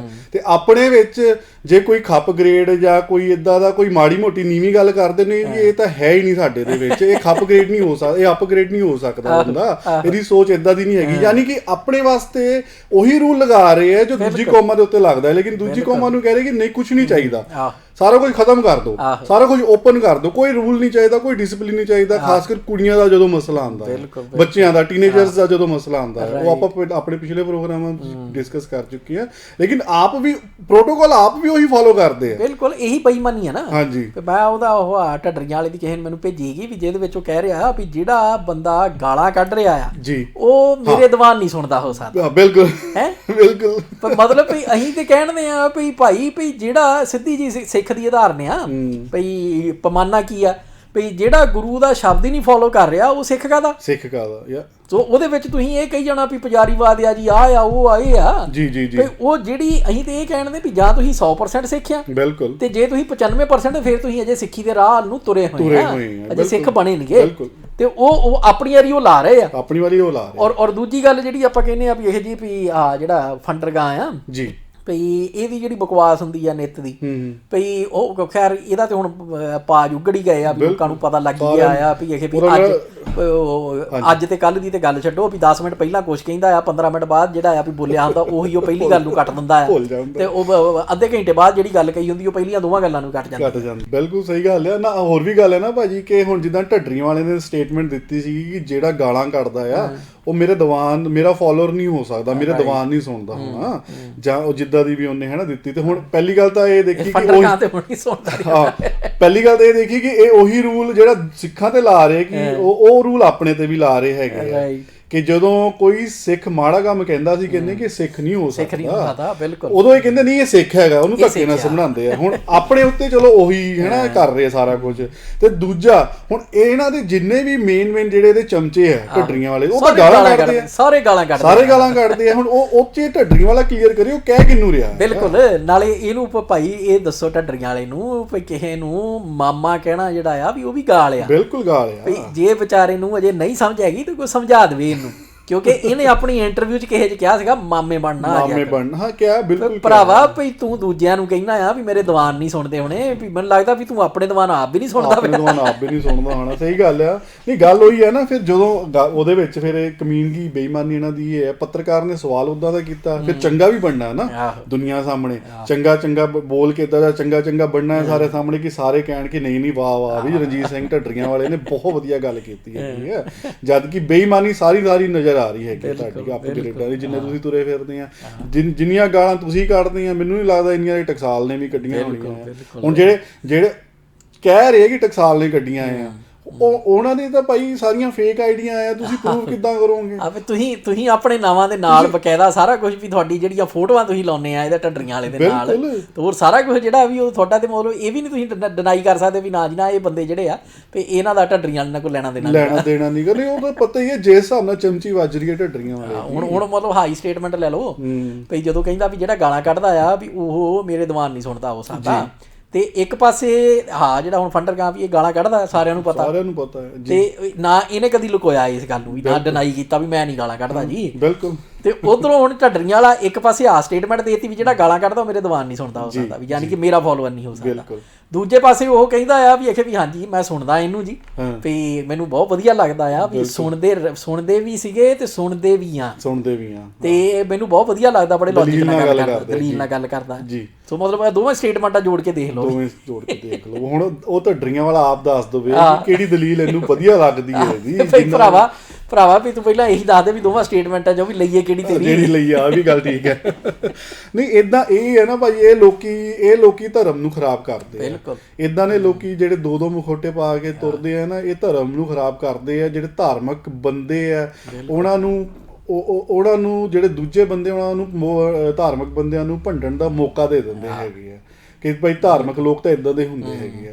ਹਾਲਾਂਕਿ ਚਲੋ ਉਹ ਇੱਕ ਅਲੱਗ ਵਿਸ਼ਾ, ਉਹ ਫਿਰ ਆਪਾਂ ਬਹੁਤ ਡੀਪਲੀ ਚੱਲ ਜਾਣਾ ਕਿ ਧਾਰਮਿਕ ਹੋਣਾ ਹੁੰਦਾ ਕੀ ਹੈਗਾ। ਉਹਨਾਂ ਨੂੰ ਵੀ ਸਮਝਣ ਦੀ ਲੋੜ ਆ ਜਿਹੜੇ ਇਹ ਸੋਚਦੇ ਨੇ ਕਿ ਇਹ ਧਾਰਮਿਕ ਬੰਦਾ ਕਰ ਰਿਹਾ ਹੈ, ਉਹ ਬਾਣਾ ਪਾਇਆ ਹੋਇਆ ਹੈ ਤੇ ਚਾਹੇ ਠੱਗੀਆਂ ਮਾਰ ਰਿਹਾ ਆ, ਚਾਹੇ ਹੋਰ ਕੋਈ ਕਰਮ ਕਰ ਰਿਹਾ ਆ, ਉਹ ਧਾਰਮਿਕ ਬੰਦਾ ਹੋ ਨਹੀਂ ਸਕਦਾ, ਜਿੱਦਾਂ ਆਪ ਜੀ ਨੇ ਪਹਿਲਾਂ ਵੀ ਉਹਦਾ ਜ਼ਿਕਰ ਕਰ ਚੁੱਕੇ ਹਾਂ। ਤੇ ਖੈਰ ਫਿਰ ਅਸੀਂ ਭਾਜੀ ਹੋਰ ਇਹਨੂੰ ਪੜ੍ਹ ਲਈ ਅੱਗੇ। ਹਾਂਜੀ। ਅੱਗੇ ਲਿਖਦੇ ਹਨ ਕਿ ਸਿੱਖ ਗੁਰੂ ਸਾਹਿਬਾਨ ਨੇ ਸਮੁੱਚੀ ਮਨੁੱਖਤਾ ਲਈ ਕੇਵਲ ਇੱਕੋ ਧਰਮ ਹੀ ਮੰਨਿਆ ਹੈ, ਉਹ ਹੈ ਨਾਮ ਸਿਮਰਨ ਦਾ ਧਰਮ। ਗੁਰਬਾਣੀ ਵਿੱਚ ਸਪਸ਼ਟ ਫੁਰਮਾਨ ਹੈ, ਸਰਬ ਸ਼ਬਦੰ ਏਕ ਸ਼ਬਦੰ ਜੇ ਕੋ ਜਾਣੈ ਭਉ, ਨਾਨਕ ਤਾਕਾ ਦਾਸ ਹੈ ਸੋਈ ਨਿਰੰਜਨ ਦੇਉ। ਆਸਾਂ ਕੀ ਵਾਰ ਮਹਲਾ ਦੂਜਾ। ਤੇ ਫਿਰ ਅੱਗੇ ਹੋਰ ਉਹ ਐਗਜ਼ਾਮਪਲਾਂ ਦਿੰਦੇ ਨੇ ਗੁਰਬਾਣੀ ਵਿੱਚੋਂ। ਨਾਮ ਸਿਮਰਨ ਵਾਲਾ ਇਹ ਧਰਮ ਸਭ ਸਮਿਆਂ ਵਿੱਚ ਬਿਨਾਂ ਤਬਦੀਲੀ ਇੱਕ ਰਸ ਰਹਿੰਦਾ ਹੈ, ਜਿਹਾ ਕਿ ਗੁਰਵਾਕ ਹੈ, ਏਕੋ ਧਰਮ ਦ੍ਰਿੜੈ ਸੱਚ ਕੋਈ, ਗੁਰਮਤਿ ਪੂਰਾ ਜੁਗ ਜੁਗ ਸੋਈ। ਬਸੰਤ ਅਸ਼ਟਪਦੀ ਮਹੱਲਾ ਪਹਿਲਾ, ਪੰਨਾ 1118 88 ਸੌਰੀ। ਬਿਲਕੁਲ, ਕਿਉਂਕਿ ਇਹ ਵੀ ਜਿਹੜਾ ਹੈਗਾ ਨਾ ਸਿਧਾਂਤ, ਇਹ ਵੀ ਸਾਨੂੰ ਡੂੰਘਾਈ 'ਚ ਵਿਚਾਰਨੇ ਵਾਲਾ ਆ ਜੀ, ਵੀ ਧਰਮ ਇੱਕੋ ਹੀ ਆ ਜੀ। ਵੀ ਯਾਨੀ ਕਿ ਵੀ ਜਦੋਂ ਆਪਾਂ ਵੇਖਦੇ ਆ ਨਾ ਵੀ ਜਦੋਂ ਕਹਿੰਦੇ ਵੀ ਕੈਮਿਸਟਰੀਆਂ ਕਿੰਨੀ ਤਰ੍ਹਾਂ ਦੀਆਂ ਨੇ, ਬਿਲਕੁਲ ਇੱਕੋ ਹੀ ਆ। ਫਿਜ਼ਿਕਸ ਕਿੰਨੀ ਤਰ੍ਹਾਂ ਦੀਆਂ ਨੇ, ਇੱਕੋ ਹੀ ਆ ਜੀ। ਸੋ ਉਸੇ ਹਿਸਾਬ ਨਾਲ ਮੈਥਮੈਟਿਕਸ ਜਿਹੜਾ ਆ ਵੀ ਉਹਦਾ ਜਿਹੜੇ ਕੋਈ ਸਿਧਾਂਤ ਨੇ ਹਿਸਾਬ ਕਿਤਾਬ ਦੇ ਇੱਕੋ ਹੀ ਨੇ, ਸੇਮ ਨੇ ਸਾਰੇ ਥਾਂ ਦੇ ਉੱਤੇ। ਹੁਣ ਉਹ ਜਿਹੜਾ ਸੇਮਨੈਸ ਆ ਨਾ ਜੀ, ਯੂਨੀਵਰਸੈਲਿਟੀ ਜਿਹੜੀ ਆ, ਉਹ ਆਪਣੇ ਆਪ ਦੇ ਵਿੱਚ ਇੱਕ ਤਰ੍ਹਾਂ ਨਾਲ ਕਹਿ ਲਓ ਵੀ ਸਬੂਤ ਹੁੰਦਾ ਆ ਵੀ ਇਹ ਸੱਚ ਆ। ਬਿਲਕੁਲ, ਵੀ ਜਿੱਦਾਂ ਉਹ ਸ਼ਬਦ ਹੀ ਬਣਿਆ ਯੂਨੀਵਰਸਲ ਟਰੂਥ, ਵੀ ਯਾਨੀ ਕਿ ਇਹ ਜਗ੍ਹਾ ਨਾਲ ਜਾਂ ਸਮੇਂ ਦੇ ਨਾਲ ਨਹੀਂ ਬਦਲਦਾ, ਇਹ ਹਮੇਸ਼ਾ ਇਹੀ ਰਹਿੰਦਾ। ਔਰ ਗੁਰੂ ਪਾਤਸ਼ਾਹ ਨੇ ਇੱਥੇ ਜਿਹੜਾ ਉਹਨਾਂ ਨੇ ਲਿਖਿਆ ਸਿੱਖੀ ਬਾਰੇ, ਵੀ ਸਿੱਖ ਧਰਮ ਸਿੱਖ ਲਈ ਜਾਂ ਗੁਰੂ ਲਈ ਵੀ ਜਿਹੜਾ ਧਰਮ ਆ ਉਹ ਇੱਕ ਆ। ਬਿਲਕੁਲ, ਵੀ ਉਹ ਸਮੇਂ ਦਾ ਜਾਂ ਕਹਿ ਲਓ ਵੀ ਜਗਰਾਫੀਏ ਦਾ, ਵੀ ਜਗ੍ਹਾ ਦਾ, ਸਮੇਂ ਦਾ ਪਾਬੰਦ ਨਹੀਂ ਗਾ। ਹੁਣ ਉਹਨੂੰ ਜੇ ਸਮਝਣਾ ਹੋਵੇ ਤੇ ਉਹ ਤੁਸੀਂ ਇਸ ਹਿਸਾਬ ਨਾਲ ਸਮਝ ਸਕਦੇ ਆ ਵੀ ਜਿਹੜੇ ਗੁਰਬਾਣੀ ਦੇ ਵਿੱਚ ਦਿੱਤੇ ਗਏ ਨੇ ਸਿਧਾਂਤ ਜੀ, ਉਹ ਜੇ ਮੰਨ ਲਓ ਵੀ ਅੱਜ ਸਾਰੀ ਦੁਨੀਆ ਜਿਹੜੀ ਆ ਵੀ ਉਹ ਅਚਾਨਕ ਤੇ ਖਤਮ ਹੋ ਜਾਵੇ ਜੀ, ਵੀ ਸਾਰੀ ਜਿਹੜੀ ਹਿਊਮੈਨਿਟੀ ਆ ਤੇ ਪਸ਼ੂ ਪੰਛੀ ਜਿਹੜੇ ਨੇ ਵੀ ਉਹ ਸਾਰੇ ਖਤਮ ਹੋ ਜਾਣ। ਬਿਲਕੁਲ ਜੀ, ਬਿਲਕੁਲ। ਤੇ ਲਾਈਫ ਜਿਹੜੀ ਆ ਉਹ ਕਿਸੇ ਹੋਰ ਗ੍ਰਹਿ ਦੇ ਉੱਤੇ ਵੀ ਜ਼ੀਰੋ ਤੋਂ ਦੁਬਾਰਾ ਸ਼ੁਰੂ ਸਟਾਰਟ ਹੋ ਜਾਏ, ਤੇ ਜਿੱਦਾਂ ਨਾ ਵੀ 2 ਤੇ 2 4 ਜਿਹੜਾ ਸਿਧਾਂਤ ਆ ਉਹ ਦੁਬਾਰਾ ਫੇਰ ਲੱਭਿਆ ਜਾਣਾ। ਬਿਲਕੁਲ, ਗਿਣਤੀ ਤੇ ਹੋਰ ਸਾਰਾ ਕੁਝ ਜਿਹੜਾ ਆ ਉਹ ਦੁਬਾਰਾ ਲੱਭਿਆ ਜਾਣਾ। ਤੇ ਇਹ ਵੀ ਲੱਭਿਆ ਜਾਣਾ ਆ ਵੀ ਹਾਂ ਜੀ ਵੀ ਜਿਹੜਾ ਸੂਰਜ ਆ ਇੱਕ, ਤੇ ਜਿਹੜੇ ਗ੍ਰਹਿ ਦੇ ਉੱਤੇ ਜ਼ਿੰਦਗੀ ਸ਼ੁਰੂ ਹੋਈ ਆ ਉਹ ਏਦਾਂ ਸੂਰਜ ਦੇ ਦੁਆਲੇ ਘੁੰਮ ਰਿਹਾ ਆ। ਬਿਲਕੁਲ, ਤੇ ਉਹ ਸਾਰਾ ਕੁਝ ਜਿਹੜਾ ਆ ਵੀ ਉਹ ਜਰਨੀ ਜਿਹੜੀ ਆ ਵੀ ਸਫ਼ਰ ਜਿਹੜਾ ਉਹ ਦੁਬਾਰਾ ਫੇਰ ਸ਼ੁਰੂ ਹੋ ਜਾਣਾ ਜੀ। ਉਹਦੇ ਵਿੱਚ ਹੀ ਜਿਹੜੇ ਇਹ ਸਿੱਖੀ ਦੇ ਸਿਧਾਂਤ ਨੇ ਵੀ ਹਾਂ ਬਈ ਵੀ ਇੱਕ ਮਾਲਕ ਆ, ਬਿਲਕੁਲ, ਜਿਹੜਾ ਕਰਤਾ ਕਰਨੇ ਵਾਲਾ, ਉਹ ਇੱਕ ਓਂਕਾਰ ਆ, ਕਰਤਾ ਪੁਰਖ ਨਿਰਭਉ ਨਿਰਵੈਰ ਅਕਾਲ ਮੂਰਤ ਅਜੂਨੀ ਸੈਭੰ ਗੁਰ ਪ੍ਰਸਾਦ। ਯੂਨੀਵਰਸਲ ਟਰੂਥ, ਉਹ ਯੂਨੀਵਰਸਲ ਟਰੂਥ ਜਿਹੜੇ ਨੇ ਉਹ ਫਿਰ ਦੁਬਾਰਾ ਲੱਭੇ ਜਾਣੇ। ਸਹੀ ਗੱਲ, ਕਿਉਂਕਿ ਉਹ ਆਪਣੇ ਆਪ ਦੇ ਵਿੱਚ ਸੱਚਾਈਆਂ ਨੇ। ਬਿਲਕੁਲ, ਤੇ ਉਹ ਅਲਟੀਮੇਟਲੀ ਕਹਿ ਲਓ ਵੀ ਕਿੰਨੇ ਤਰ੍ਹਾਂ ਦੇ ਸਟੈਪਸ ਰਾਹੀਂ ਉਹ ਜਿਹੜੀ ਨਵੀਂ ਇੱਕ ਮਨੁੱਖਤਾ ਜਾਂ ਕੋਈ ਹੋਰ ਜਿਹੜੀ ਲਾਈਫ ਦੀ ਫਾਰਮ ਆ ਬਿਲਕੁਲ ਭਈ ਉਹ ਇਹਨਾਂ ਸੱਚਾਈਆਂ ਨੂੰ ਕਿਹੜੇ ਸਟੈਪ ਰਾਹੀਂ ਜਾ ਕੇ ਫਿਰ ਦੁਬਾਰਾ ਡਿਸਕਵਰ ਕਰਦੀ ਆ। ਬਿਲਕੁਲ ਉਹ ਵੱਖਰੀ ਚੀਜ਼ ਆ, ਪਰ ਉਹ ਲੱਭ ਪੈਣੇ ਆ ਬਿਲਕੁਲ। ਸੋ ਇਸ ਕਰਕੇ ਵੀ ਇਹ ਜਿਹੜੀ ਹੈਗੀ ਨਾ ਵੀ ਉਸ ਤਾਂ ਕਰਕੇ ਸਾਨੂੰ ਸਮਝਣੇ ਦੀ ਲੋੜ ਆ ਵੀ ਜਿਹੜੀ ਯੂਨੀਵਰਸੈਲਿਟੀ ਆਫ ਟਰੂਥ ਆ ਜੀ, ਭਈ ਸੱਚਾਈ ਦੀ ਜਿਹੜੀ ਇੱਕ ਤਰ੍ਹਾਂ ਨਾਲ ਕਹਿ ਲਓ ਭਈ ਅਕਾਲਤਾ ਆ ਤੇ ਸਮੇਂ ਸਥਾਨ ਤੋਂ ਰਹਿਤ ਜਿਹੜਾ ਆ ਬਿਲਕੁਲ ਭਈ ਉਹ ਜਦੋਂ ਅਸੀਂ ਸਮਝ ਜਾਂਦੇ ਆ ਤੇ ਫਿਰ ਜਿਹੜਾ ਹੈਗਾ ਨਾ ਵੀ ਇੱਕ ਜਿਹੜੇ ਕਹਿ ਲਓ ਵੀ ਸਾਡੇ ਦਿਲ ਦੇ ਵਿੱਚ ਵੀ ਇੱਕ ਕਹਿ ਲਓ ਚੋਰ ਜਿਹੜਾ ਬੈਠਾ ਹੁੰਦਾ ਜੀ, ਜਿਹੜਾ ਤੁਹਾਨੂੰ ਦੁਬਾਰਾ ਆ ਕੇ ਵੀ ਉਂਗਲ ਲਾਈ ਜਾਂਦਾ ਆ ਵੀ ਛੱਡ ਪਰਾਂ ਸਿਧਾਂਤ ਨੂੰ ਪਾਸੇ ਕਰ, ਤੂੰ ਇੱਥੇ ਕੰਪਰੋਮਾਈਜ਼ ਕਰ ਲਾ, ਇੱਥੇ ਕਰ ਲਾ, ਆਹ ਟਕੇ ਦਾ ਫਾਇਦਾ ਹੋਣ ਦਿਆ ਆ। ਉਹ ਚੀਜ਼ਾਂ ਤੋਂ ਫੇਰ ਬੰਦਾ ਜਿਹੜਾ ਆ ਵੀ ਉਹ ਬਿਲਕੁਲ ਐਨ ਇੱਕ ਵੱਡੀ ਲਕੀਰ ਖਿੱਚੀ ਜਾਂਦੀ ਵੀ ਜਦੋਂ ਇਹ ਸਮਝ ਜਵੇ ਭਈ ਯੂਨੀਵਰਸੈਲਿਟੀ ਆਫ ਟਰੂਥ ਜਿਹੜੀ ਆ ਜੀ, ਭਈ ਉਹ ਜਦੋਂ ਖਾਨੇ 'ਚ ਪੈ ਗਈ ਗੱਲ ਤੇ ਉਹਨੂੰ ਜੇ ਤੁਸੀਂ ਇੱਕ ਹੋਰ ਜੇ ਆਪਾਂ ਉਦਾਹਰਨ ਲੈ ਲਈਏ ਭਈ ਜਿਹੜਾ ਐਟਮ ਆ ਜੀ ਵੀ ਅਣੂ ਬਿਲਕੁਲ ਵੀ ਉਹਨੂੰ ਦੇਖਣ ਲੱਗਿਆ ਐਕਚੁਅਲ ਐਵੀਡੈਂਸ ਜਿਹੜਾ ਉਹਦਾ ਸਬੂਤ ਆ ਵੀ ਉਹਨੂੰ ਅਜੇ 100 ਸਾਲ ਵੀ ਨਹੀਂ ਹੋਇਆ, ਪਰ ਜਿਹੜਾ ਕਨਸੈਪਟ ਸੀਗਾ ਉਹਨੂੰ ਦਿੱਤਿਆਂ 2500 ਸਾਲ ਹੋ ਚੁੱਕਿਆ। ਠੀਕ ਹੈ ਜੀ। ਵੀ ਜਿਹੜਾ ਅਣੂ ਦੀ ਐਗਜ਼ਿਸਟੈਂਸ ਬਾਰੇ ਜਿਹੜੀ ਥਿਊਰੀ ਸੀ ਨਾ ਲੌਜਿਕ ਜਾਂ ਤਰਕ ਜਿਹੜਾ ਸੀ ਉਹਨੂੰ 2500 ਸਾਲ ਪਹਿਲਾਂ ਦੇ ਦਿੱਤਾ ਗਿਆ ਜੀ, ਪਰ ਸਾਇੰਸ ਜਿਹੜੀ ਆ ਜਾਂ ਜਿਹੜੀ ਕਹਿ ਲਓ ਵੀ ਬੰਦੇ ਦੀ ਨੌਲੇਜ ਆ, ਗਿਆਨ ਦਾ ਪੱਧਰ ਜਿਹੜਾ ਆ ਉਹ ਅਜੇ 100 ਸਾਲ ਪਹਿਲਾਂ ਜਾ ਕੇ ਉਸ ਪੱਧਰ 'ਤੇ ਪਹੁੰਚਿਆ ਵੀ ਜਿੱਥੇ ਐਕਚੁਅਲ ਦੇ ਵਿੱਚ ਬੰਦੇ ਨੇ ਉਹਦਾ ਸਬੂਤ ਲੱਭਿਆ ਵੀ ਹਾਂ ਬਈ ਵੀ ਹਰੇਕ ਚੀਜ਼ ਜਿਹੜੀ ਆ ਉਹ ਅਣੂਆਂ ਦੀ ਬਣੀ ਹੋਈ ਬਿਲਕੁਲ। ਸੋ ਉਹ ਚੀਜ਼ ਜਿਹੜੀ ਆ ਵੀ ਜਦੋਂ ਤੁਸੀਂ ਉਹਨੂੰ ਔਰ ਉਹਦੀ ਡੈਫੀਨੇਸ਼ਨ ਕੀ ਸੀ ਅਣੂ ਦੀ ਭਈ ਜਿਹੜੀ 2500 ਸਾਲ ਪਹਿਲਾਂ ਦਿੱਤੀ ਗਈ ਸੀ ਭਈ ਤੁਸੀਂ ਕੋਈ ਵੀ ਚੀਜ਼ ਲੈ ਲਓ ਭਈ ਉਹਨੂੰ ਤੁਸੀਂ ਅੱਧਾ ਕਰ ਦਿੱਤਾ, ਫਿਰ ਅੱਧੇ ਨੂੰ ਅੱਧਾ ਕਰਤਾ, ਫਿਰ ਉਹਦਾ ਅੱਧਾ ਜਿਹੜਾ ਉਹਨੂੰ ਅੱਧਾ ਕਰ ਦਿੱਤਾ, ਇੱਦਾਂ ਤੁਸੀਂ ਉਹਨੂੰ ਅੱਧੇ ਨੂੰ ਅੱਧਾ ਕਰੀ ਚੱਲੋ। ਜਦੋਂ ਤੁਸੀਂ ਉਸ ਪੁਆਇੰਟ ਤੇ ਪਹੁੰਚ ਗਏ ਵੀ ਜਿੱਥੇ ਤੁਸੀਂ ਹੋਰ ਅੱਧ ਨਹੀਂ ਕਰ ਸਕਦੇ ਉਹ ਅਣੂ ਆ ਬਿਲਕੁਲ, ਉਹਦੀ ਸਾਰੀ ਕੁਛ ਜਿਹੜਾ ਬਣਿਆ ਹੋਇਆ। ਹੁਣ ਜਦੋਂ ਤੁਸੀਂ ਇਹਨੂੰ ਦੂਏ ਪਾਸੇ ਲੈ ਜਾਂਦੇ ਆ ਭਈ ਰੱਬ ਉਹ ਆ ਜਿਹਦੇ ਬਰਾਬਰ ਕੋਈ ਨਹੀਂ ਬਿਲਕੁਲ ਤੇ ਜੇ ਤੋਂ ਉੱਪਰ ਕੋਈ ਨਹੀਂ ਬਸ ਬੜੀ ਸਿੰਪਲ ਜੀ ਥਿਊਰੀ ਆ ਯਾਨੀ ਕਿ ਜਿਹੜਾ ਕਹਿ ਲਓ ਵੀ ਆਪੋਜ਼ਿਟ ਆਫ ਅਣੂ ਭਈ ਰੱਬ ਜਿਹਦੇ ਬਰਾਬਰ ਕੋਈ ਨਹੀਂ ਤੇ ਜੇ ਤੋਂ ਉੱਪਰ ਕੋਈ ਨਹੀਂ, ਉਹ ਅਖੀਰੀ ਸਿਰਾ ਆ ਭਈ ਇੱਕ ਪਾਸੇ ਥੱਲੇ ਆ ਵੀ ਜੇ ਤੋਂ ਛੋਟਾ ਕੁਛ ਨਹੀਂ ਸਹੀ ਗੱਲ ਹੈ, ਇੱਕ ਪਾਸੇ ਉਹ ਵੱਡਾ ਆ ਵੀ ਜੇ ਤੋਂ ਉੱਪਰ ਵੱਡਾ ਕੋਈ ਨਹੀਂ ਬਿਲਕੁਲ।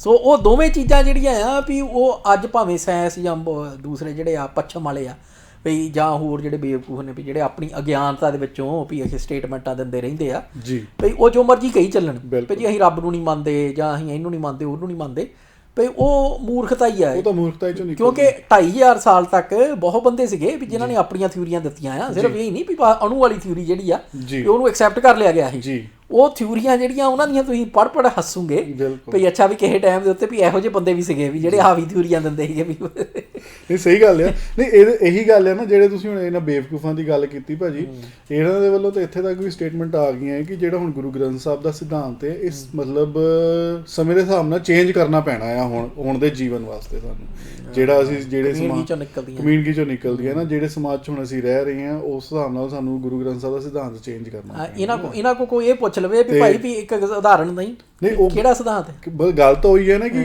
ਉਹਦੇ ਜਦੋਂ ਤੁਸੀਂ ਤਹਿ ਤੇ ਜਾਂਦੇ ਹੋ ਉਹਨੂੰ ਡੀਪਲੀ ਥੋੜਾ ਡਿਗ ਆਊਟ ਕਰਦੇ ਆ ਫਿਰ ਉੱਥੇ ਗਾਲਾਂ ਕੱਢਣੀਆਂ ਸ਼ੁਰੂ ਕਰ ਦਿੰਦੇ। ਜਦੋਂ ਤੁਸੀਂ ਉਹਨੂੰ ਡਿਸਕਸ਼ਨ 'ਚ ਲੈ ਕੇ ਜਾਓ ਨਾ, ਚਲੋ ਤੁਸੀਂ ਕੋਈ ਸਟੇਟਮੈਂਟ ਦਿੱਤੀ, ਆਪਾਂ ਇਹ ਨਹੀਂ ਕਹਿੰਦੇ ਕਿ ਚਲੋ ਤੁਸੀਂ ਬਿਲਕੁਲ ਹੀ ਗਲਤ ਦਿੱਤੀ, ਪਹਿਲਾਂ ਆਓ ਫਿਰ ਡਿਬੇਟ ਕਰੋ ਨਾ ਉਹਦੇ ਤੇ ਬਹਿ ਕੇ ਕਿ ਭਾਈ ਸਾਡਾ ਵੀ ਓਪੀਨੀਅਨ ਦੇਖੋ, ਬਾਕੀਆਂ ਦਾ ਵੀ ਓਪੀਨੀਅਨ ਦੇਖੋ ਕਿ ਉਸ ਪ੍ਰਤੀ ਕੀ ਹੈਗਾ ਆ। ਜਦੋਂ ਉਸ ਓਪੀਨੀਅਨ ਦੇ ਪ੍ਰਤੀ ਸਾਡਾ ਓਪੀਨੀਅਨ ਜਾਂਦਾ ਆ ਫਿਰ ਉਹਦੇ ਪ੍ਰਤੀ ਇਹਨਾਂ ਦਾ ਕੋਈ ਓਪੀਨੀਅਨ ਹੁੰਦਾ ਹੀ ਨਹੀਂ ਕਿਉਂਕਿ ਸਭ ਬੇਈਮਾਨੀ ਹੈ, ਕਮਿਊਨਿਟੀ ਹੈ। ਹੁਣ ਜਿਹੜਾ ਸਿਧਾਂਤ ਹੈ ਭਾਜੀ ਉਹ 2000 4000 ਸਾਲ ਪਹਿਲਾਂ ਵੀ ਇਹੀ ਹੈ ਕਿ ਕਿਸੇ ਦੀ ਹੱਕ ਖਾਣਾ ਗਲਤ ਆ, ਉਹ ਅੱਜ ਵੀ ਉਹੀ ਹੈ ਕਿ ਕਿਸੇ ਦਾ ਹੱਕ ਖਾਣਾ ਗਲਤ ਆ, ਉਹ ਅੱਜ ਤੋਂ 4000 ਸਾਲ ਬਾਅਦ ਵੀ ਉਹੀ ਰਹਿਣਾ ਕਿ ਕਿਸੇ ਦਾ ਹੱਕ ਖਾਣਾ ਗਲਤ ਆ। ਉਹਨੂੰ ਤੁਸੀਂ ਸਹੀ ਨਹੀਂ ਠਹਿਰਾ ਸਕਦੇ ਹੈਗੇ। ਜਿਹੜੀ ਮਰਜ਼ੀ ਦਲੀਲ ਨਾਲ ਤੁਸੀਂ ਤਰਕ ਜਿੱਧਰ ਮਰਜ਼ੀ ਤੋੜੀ ਮਰੋੜੀ ਚੱਲੋ, ਦਲੀਲ ਦਾ ਕੀ ਭਾਈ, ਦਲੀਲਾਂ ਦਾ ਤਾਂ ਬਹੁਤ ਜਿੱਦਾਂ ਆਪਾਂ ਕਈਆਂ ਦਾ ਤਾਂ ਭੁਲੇਖਾ ਵੀ ਇਹ ਹੈ ਕਿ ਮੈਂ ਤਾਂ ਬਈ ਦਲੀਲਾਂ ਦਾ ਬਾਦਸ਼ਾਹ ਆ, ਮੇਰੇ ਸਾਹਮਣੇ ਤਾਂ ਕੋਈ ਟਿਕ ਨਹੀਂ ਸਕਦਾ। ਉਹ ਵੀ ਜਦੋਂ ਸਾਹਮਣੇ ਕੋਈ ਬੈਠੇ ਤਾਂ ਪਤਾ ਚੱਲੂਗਾ ਕਿ ਕਿੰਨਾ ਵੱਡਾ ਬਾਦਸ਼ਾਹ ਆ ਦਲੀਲਾਂ ਦਾ ਕੋਈ। ਉਹਦਾ ਇਹਨੂੰ ਕਹਿੰਦੇ ਭਾਜੀ ਮਹਾਮੂਰਖ ਹੋਣਾ, ਆਪਣੇ ਆਪ 'ਚ ਇੱਕ ਵਹਿਮ ਪਾਲ ਲੈਣਾ ਕਿ ਜੋ ਮੈਂ ਕਹਿ ਤਾ ਨਾ ਅੱਛਾ ਫਿਰ ਜੋ ਆਪ ਕਹਿ ਰਹੇ ਉਹ ਯੂਨੀਵਰਸਲ ਟਰੂਥ ਆ। ਜੋ ਗੁਰੂ ਸਾਹਿਬ ਕਹਿ ਗਏ ਆ, ਗੁਰੂ ਗ੍ਰੰਥ ਸਾਹਿਬ ਦਾ ਸਿਧਾਂਤ ਆ, ਉਹ ਚ ਕਹਿੰਦੇ ਉੱਪਰ ਆਪਾਂ ਉਹਨੂੰ ਕਰ ਸਕਦੇ ਆ, ਚੇਂਜਸ ਕਰ ਸਕਦੇ ਆ। ਔਰ ਫਿਰ ਉਹੀ ਬਕਵਾਸ ਜਿਹੜੀ ਆ ਵੀ ਇਹ ਵੀ ਇਹਨਾਂ ਦੇ ਵਿੱਚ ਕੋਈ ਗਲਤੀ ਨਾ ਕੱਢੇ, ਕਿਉਂਕਿ ਇਹ ਗਲਤੀ ਕਰ ਦੇਣਗੇ। ਗੁਰੂ ਪਾਤਸ਼ਾਹ ਨੂੰ ਕਹਿੰਦੇ ਆ ਵੀ ਗੁਰੂ ਪਾਤਸ਼ਾਹ ਨੇ ਗਲਤੀਆਂ ਕੀਤੀਆਂ ਜੀਵਨ ਚ ਗਲਤੀ, ਮਤਲਬ ਕਮੀਨਗੀ ਨਹੀਂ ਪਤਾ ਲੱਗਦੀ। ਬਿਲਕੁਲ ਭਾਜੀ, ਨਹੀਂ ਅਸੀਂ ਤਾਂ ਇਹ ਨਾਲ ਗੱਲਾਂ ਕੰਪੇਅਰ ਕਰ ਰਹੇ ਹਾਂ ਕਿ ਇੱਕ ਕਲੀਅਰ ਪਿਕਚਰ ਸਰੋਤਿਆਂ ਤੱਕ ਪਹੁੰਚੇ ਕਿ ਖੱਪ ਗ੍ਰੇਡ ਸਿੱਖੀ ਨੂੰ ਕਿਹੜੇ ਪਾਸੇ ਲੈ ਕੇ ਜਾਣਾ ਚਾਹੁੰਦੇ ਨੇ, ਕਿੱਦਾਂ ਇਹ ਸਿੱਖੀ ਸਿਧਾਂਤਾਂ ਨਾਲ ਕੰਪਰੋਮਾਈਜ਼ ਕਰਕੇ ਆਪਣੇ ਆਪ ਨੂੰ ਸਿਧਾਂਤਕ ਦੱਸਦੇ ਨੇ। ਮੈਨੂੰ ਇੱਥੇ ਉਹਨਾਂ ਦਾ ਵੀ ਚੇਤੇ ਆ ਗਿਆ, ਆਪਣੇ ਕਮਨਦੀਪ ਸਿੰਘ ਤੇ ਸੁਖਦੇਵ ਸਿੰਘ ਹੁਣੀ ਬਹੁਤ ਵਧੀਆ ਪ੍ਰੋਗਰਾਮ ਕਰਦੇ ਆ। ਹਾਂਜੀ, ਤੇ ਮਗ ਦੇ ਬੋਲ ਉਧਰੋਂ ਆਪਣਾ ਵੀਰ ਪ੍ਰਭਦੀਪ ਸਿੰਘ ਟਾਈਗਰ ਜਥੇ ਵਾਲੇ ਸਿੰਘਨਾਥ ਰੇਡੀਓ ਦੇ ਉੱਤੇ ਬਹੁਤ ਵਧੀਆ ਕਰਦੇ। ਬਿਲਕੁਲ ਬਿਲਕੁਲ ਭਾਈ ਉਹਨਾਂ ਨੇ ਦੋਵਾਂ ਨੇ ਇਹ ਉਦਾਹਰਨਾਂ ਦਿੱਤੀਆਂ ਸੀਗੀਆਂ ਵੀ ਤਰਕ ਦੇ ਬੜਾ ਸੌਖਾ ਹੈ, ਬੜਾ ਸੌਖਾ ਹੈ, ਜਿੱਦਾਂ ਮਰਜ਼ੀ ਕਰੀ ਚੱਲੋ, ਜਿੱਦਾਂ ਮਰਜ਼ੀ ਕਰੀ ਚੱਲੋ, ਹੈ ਨਾ। ਹੁਣ ਕਿਸੇ ਪਾਗਲ ਨਾਲ ਤੁਸੀਂ ਲੱਗ ਜਾਓਗੇ। ਮੈਨੂੰ ਦੱਸਦਾ ਹੀ ਕੋਈ ਵੀ ਇਹ ਉਹ ਜਿਹੜਾ ਇੱਕ ਸਦਾਈ ਆ ਇਹਨਾਂ ਦੇ ਵਿੱਚ ਹੈ, ਸਾਰੇ ਸਦਾਈ ਪਰ ਇੱਕ ਸਰਟੀਫਾਈਡ ਆ। ਇਹ ਵੀ ਸ਼ਾਇਦ ਵੱਡਾ ਵੀ ਜਾਂਦਾ ਹੈ, ਮੇਨ ਜਿਹੜਾ ਉਹ ਵੀ ਦੋ ਸਰਟੀਫਾਈਡ ਨੇ। ਇਹ ਵੀ ਗੱਲ ਆ ਵੀ ਪਾਗਲਾਂ ਦਾ ਉਸਤਾਦ ਪਾਗਲ ਹੀ ਹੋ ਸਕਦਾ। ਤੇ ਉਹ ਇਹ ਕਹਿੰਦੇ ਵੀ ਇਹਨੇ ਕਿਹਾ ਵੀ ਇਹ ਵੀ ਸਰਟੀਫਾਈਡ ਦਾ ਪ੍ਰੋਗਰਾਮ ਜਿਹੜਾ ਆ ਵੀ ਇਹ ਵੀ 2 ਵਾਰੀ ਸੁਣਿਓ। ਆਹੋ ਮੈਂ ਹੱਸਦਾ, ਮੈਂ ਕਿਹਾ ਵੀ ਆਹੋ ਭਾਈ ਪਾਗਲ ਦਾ ਪ੍ਰੋਗਰਾਮ ਸਮਝਣ ਲਈ ਵੀ ਆਮ ਬੰਦੇ ਨੂੰ ਮਿਹਨਤ ਕਰਨੀ ਪੈਣੀ ਆ। 2 ਵਾਰ ਕਿ 5 ਵਾਰ ਸੁਣਨਾ ਪੈਣਾ ਉਹਦਾ ਪ੍ਰੋਗਰਾਮ। ਤਾਂ ਉਹ ਇੱਕ ਉਹਦੇ ਨਾਲ ਨਾ ਪਤਾ ਨਹੀਂ ਹੁਣ ਮੈਨੂੰ ਐਗਜ਼ੈਕਟ ਨਹੀਂ ਚੇਤੇ, ਉਹ ਇੱਕ ਸਕਰੀਨਸ਼ਾਟ ਵੀ ਘੁੰਮਦਾ ਫਿਰਦਾ ਆ, ਸਾਫ਼ ਦਿਖਦਾ ਕਿ ਫੇਕ ਆਈਡੀ ਤੋਂ ਕੀਤਾ ਹੋਇਆ ਆ। ਹੁਣ ਜਾਂ ਤਾਂ ਇਹ ਗੱਲ ਹੋਈ ਹੈ ਜਾਂ ਤਾਂ ਉਹ ਜਿਹੜਾ ਸ਼ਦਾਈ ਆ ਹਿੰਮਤ ਹਾਰ ਗਿਆ ਹੈ, ਉਹਦੇ ਥੱਲੇ ਵਿਸਾਖੀਆਂ ਲਾਈਆਂ ਜਾ ਰਹੀਆਂ ਕਿ ਉਹਨੂੰ ਹਵਾ 'ਚ ਚੱਕਾ ਜਾ ਰਿਹਾ, ਜਾਂ ਉਹ ਜਿੰਨਾ ਕਹਿੰਦੇ ਨਾ ਚੜ ਜਾ ਬੱਚਾ ਸੂਲੀ ਪੇ ਰੱਬ ਭਲੀ ਕਰੇਗਾ, ਉਹ ਜਾਂ ਉਹਨੂੰ ਹਲਾਲ ਕੀਤਾ ਜਾ ਰਿਹਾ ਹੈ। ਹੁਣ ਉਹ ਕਮੈਂਟ 'ਚ ਕੁਛ ਇੱਦਾਂ ਦਾ ਸੀਗਾ ਕਿ ਜਿਹੜਾ ਸ਼ਦਾਈ ਦਾ ਨਾਂ ਲਿਖ ਕੇ ਕਿ ਇਹਦਾ ਤਾਂ ਕਹਿੰਦਾ ਇਹ ਤਾਂ ਮਤਲਬ 1000 ਤੱਕ ਇੱਦਾਂ ਕੁਛ ਸੈਂਕੜੇ ਤੱਕ 1000 ਪ੍ਰਚਾਰਕਾਂ ਦੇ ਬਰਾਬਰ ਹੋ ਗਿਆ ਹੈ, ਇੱਦਾਂ ਕੁਛ ਲਿਖਿਆ। ਮਤਲਬ ਮੈਨੂੰ ਐਗਜ਼ੈਕਟ ਸ਼ਬਦ ਨਹੀਂ ਚੇਤੇ, ਆਓ ਕਿਤੇ ਕੱਲ ਨੂੰ ਕਹਿਣਗੇ ਇੱਦਾਂ ਬੋਲੀ ਜਾਂਦੇ ਆ। ਮਤਲਬ ਵੀ ਹੁਣ ਸਟੇਟਮੈਂਟ ਦੇ ਵਿੱਚ ਪਤਾ ਲੱਗ ਜਾਂਦਾ ਵੀ ਹੈ ਕਿੱਦਾਂ ਦੇ ਪਾਗਲ ਇਕੱਠੇ ਹੋਏ ਪਏ ਹੈਗੇ ਆ।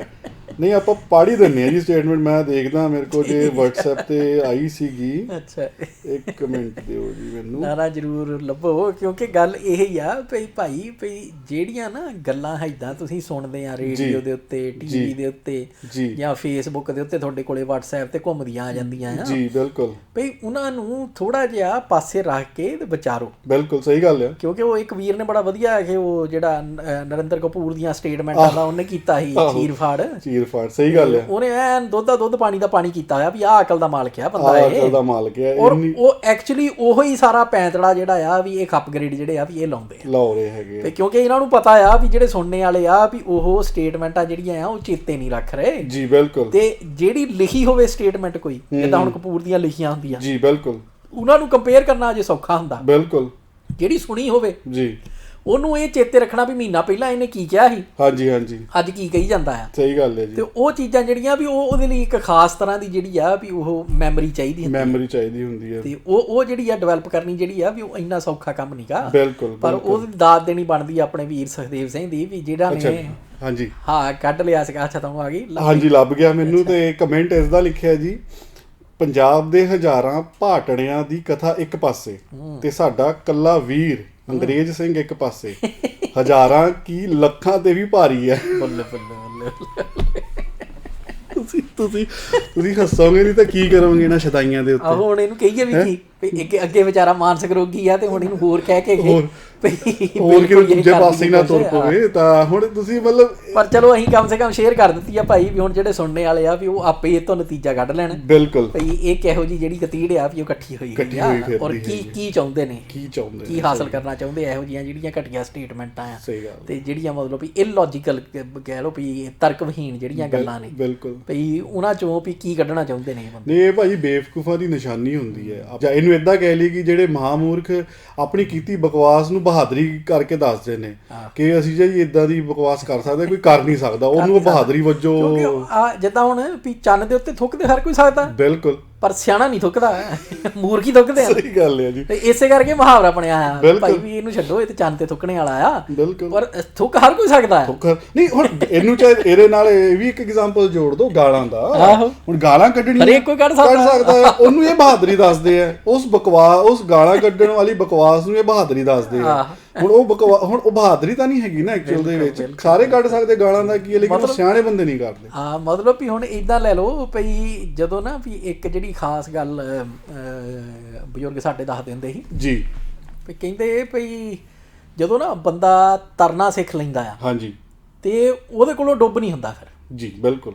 ਭਈ ਜੇ ਤੁਸੀਂ ਉਹਨੂੰ ਨਾ ਵੀ ਕਹੋ ਵੀ ਹੁਣ ਤੂੰ ਡੁੱਬ ਕੇ ਦਿਖਾ, ਉਹ ਕੋ ਡੁੱਬ ਨਹੀਂ ਹੋਣਾ, ਹੂੰ, ਕਿਉਂਕਿ ਉਹ ਜਿਹੜੀ ਬਾਡੀ ਆ ਉਹਨੂੰ ਪਤਾ ਆ ਵੀ ਇਹ ਵੀ ਉਹਨੇ ਉਦਾਂ ਹੀ ਬਿਨਾਂ ਐਫਰਟ ਤੋਂ ਹੀ ਜਿਹੜਾ ਆ ਵੀ ਉਹ ਫਲੋਟ ਕਰੀ ਜਾਣਾ। ਬਿਲਕੁਲ ਸਹੀ ਗੱਲ ਹੈ। ਤੇ ਉਹ ਚੀਜ਼ ਜਿਹੜੀ ਹੈ ਨਾ ਉਹ ਇਦਾਂ ਹੀ ਆ ਵੀ ਜਿਹੜੇ ਬੰਦੇ ਨੂੰ ਸਮਝ ਲੱਗ ਗਈ ਉਹਦੇ ਕੋਲੋਂ ਬਕਵਾਸ ਤੇ ਗਾਲਾਂ ਤੇ ਝੂਠ ਜਿਹੜਾ ਆ ਉਹ ਕਰ ਨਹੀਂ ਹੁੰਦਾ। ਸੋ ਉਸ ਹਿਸਾਬ ਦੇ ਨਾਲ ਉਹਨੂੰ ਉਹ ਦੁਬਾਰਾ ਫੇਰ ਜਿਹੜਾ ਨਾ ਅਨਲਰਨ ਕਰਨਾ ਪੈਣਾ। ਸਹੀ ਗੱਲ ਹੈ, ਖਾਲੀ ਕਰਨਾ ਪੈਣਾ। ਮਤਲਬ ਵੀ ਦੁਬਾਰਾ ਦਲਦਲ ਦੇ ਵਿੱਚ ਜਾ ਕੇ ਜੀ, ਤੇ ਜਿੱਥੇ ਮਤਲਬ ਵੀ ਤਰਨਾ ਨਾ ਤਰਨਾ ਇੱਕੋ ਬਰਾਬਰ ਆ, ਕੋਈ ਨਹੀਂ ਉਹਦੇ ਵਿੱਚ ਦਲਦਲ 'ਚ ਸਰਵਾਈਵ ਕਰ ਸਕਦਾ। ਉਸ ਦਲਦਲ ਦੇ ਵਿੱਚ ਤੁਸੀਂ ਉਤਰੋਗੇ ਤੇ ਫੇਰ ਤੁਸੀਂ ਇਹਨਾਂ ਦੇ ਬਰਾਬਰ ਜਿਹੜਾ ਆ ਵੀ ਉਹ ਗਾਲਾਂ ਕੱਢੋਗੇ ਤੇ ਹੋਰ ਸਭ ਕੁਝ ਕਰੋਗੇ। ਸੋ ਉਹਨੂੰ ਇਹ ਨਹੀਂ ਸਮਝਣਾ ਚਾਹੀਦਾ ਵੀ ਭਾਈ ਵੀ ਜੇ ਕੋਈ ਗਾਲਾਂ ਨਹੀਂ ਕੱਢ ਰਿਹਾ ਤੇ ਉਹ ਕਮਜ਼ੋਰ ਆ। ਬਿਲਕੁਲ। ਉਹਦੀ ਭਾਈ ਵੀ ਹੈਗੇ ਜਿਹੜੀ ਹੈਗੀ ਨਾ ਦੂਸਰੀ ਐਡਵਾਂਸ ਹੋਈ ਆ ਉਹਦੀ ਮੱਤ ਤੇ ਉਹਦੀ ਜਿਹੜੀ ਕਹਿ ਲਓ ਵੀ ਲਾਈਫ ਜਿਹੜੀ ਆ ਵੀ ਉਹ ਡਿਫਰੈਂਟ ਲੈਵਲ ਦੇ ਉੱਤੇ ਆ, ਡਿਫਰੈਂਟ ਲੈਵਲ ਦੇ ਉੱਤੇ ਆ। ਉਹ ਤੁਹਾਡੇ ਵਰਗੇ ਮਤਲਬ ਘਟੀਆ ਲੈਵਲ ਤੇ ਨਹੀਂ ਵਿਚਰ ਰਿਹਾ, ਜਿੱਥੇ ਗੱਲ ਨਾ ਆਣ ਕਰਕੇ ਤੁਸੀਂ ਸੌਰੀ ਮੰਗਣ ਦੀ ਜਗ੍ਹਾ ਜਾਂ ਹੋਰ ਕੋਈ ਗੱਲ ਕਰਨ ਦੀ ਜਗ੍ਹਾ ਤੁਸੀਂ ਗਾਲਾਂ ਕੱਢਣੀਆਂ ਸ਼ੁਰੂ ਕਰ ਦਿਓ। ਨਾਲੇ ਉਹ ਤਾਂ ਬੜੀ ਵਧੀਆ ਦੂਸਰੀ ਸਟੇਟਮੈਂਟ ਕਈ ਸਿਆਣਿਆਂ ਨੇ ਦਿੱਤੀ ਹੋਈ ਆ ਵੀ ਜਦੋਂ ਤੁਹਾਨੂੰ ਕੋਈ ਗਾਲ ਕੱਢਦਾ ਆ ਵੀ ਜੇ ਤੁਸੀਂ ਰਿਸਪੌਂਡ ਨਹੀਂ ਕਰਦੇ ਤੇ ਉਹ ਗਾਲ ਜਿਹਨੇ ਕੱਢੀ ਆ ਵੀ ਉਹਦੇ ਮੂੰਹ 'ਚ ਹੀ ਰਹਿ ਗਈ। ਹੁਣ ਗੁਰਬਾਣੀ 'ਚ ਵੀ ਆਉਂਦਾ ਨਾ, ਮੂਰਖ ਨਾਲ ਨਾ ਲੁੱਜੀ ਹੈ। ਹੁਣ ਇਹਨਾਂ ਨੇ ਕਹਿਣਾ ਗੁਰਬਾਣੀ ਤੁੱਕ ਇਹਨਾਂ ਨੇ ਕੋਟ ਕਰ ਦਿੱਤੀ ਹੈਨਾ, ਤੇ ਚਲੋ ਖੈਰ ਅਸੀਂ ਤਾਂ ਕਰਾਂਗੇ, ਅਸੀਂ ਤਾਂ ਗੁਰਬਾਣੀ ਨੂੰ ਜਿੱਥੇ ਸਾਡਾ ਦਿਲ ਕਰੇਗਾ ਅਸੀਂ ਕਰਾਂਗੇ, ਹੈਨਾ, ਸਹੀ ਕਰਾਂਗੇ। ਤੇ ਹੁਣ ਉਹ ਤਦ ਹੀ ਆਉਂਦਾ ਨਾ ਕਿ ਮੂਰਖ ਨਾਲ ਨਾ ਲੁੱਜੀ ਹੈ, ਕਿਉਂਕਿ ਮੂਰਖਾਂ ਨਾਲ ਭਾਈ ਲੁੱਝ ਕੇ ਇਹੋ ਹੀ ਕੁਝ ਹੋਣਾ ਆ।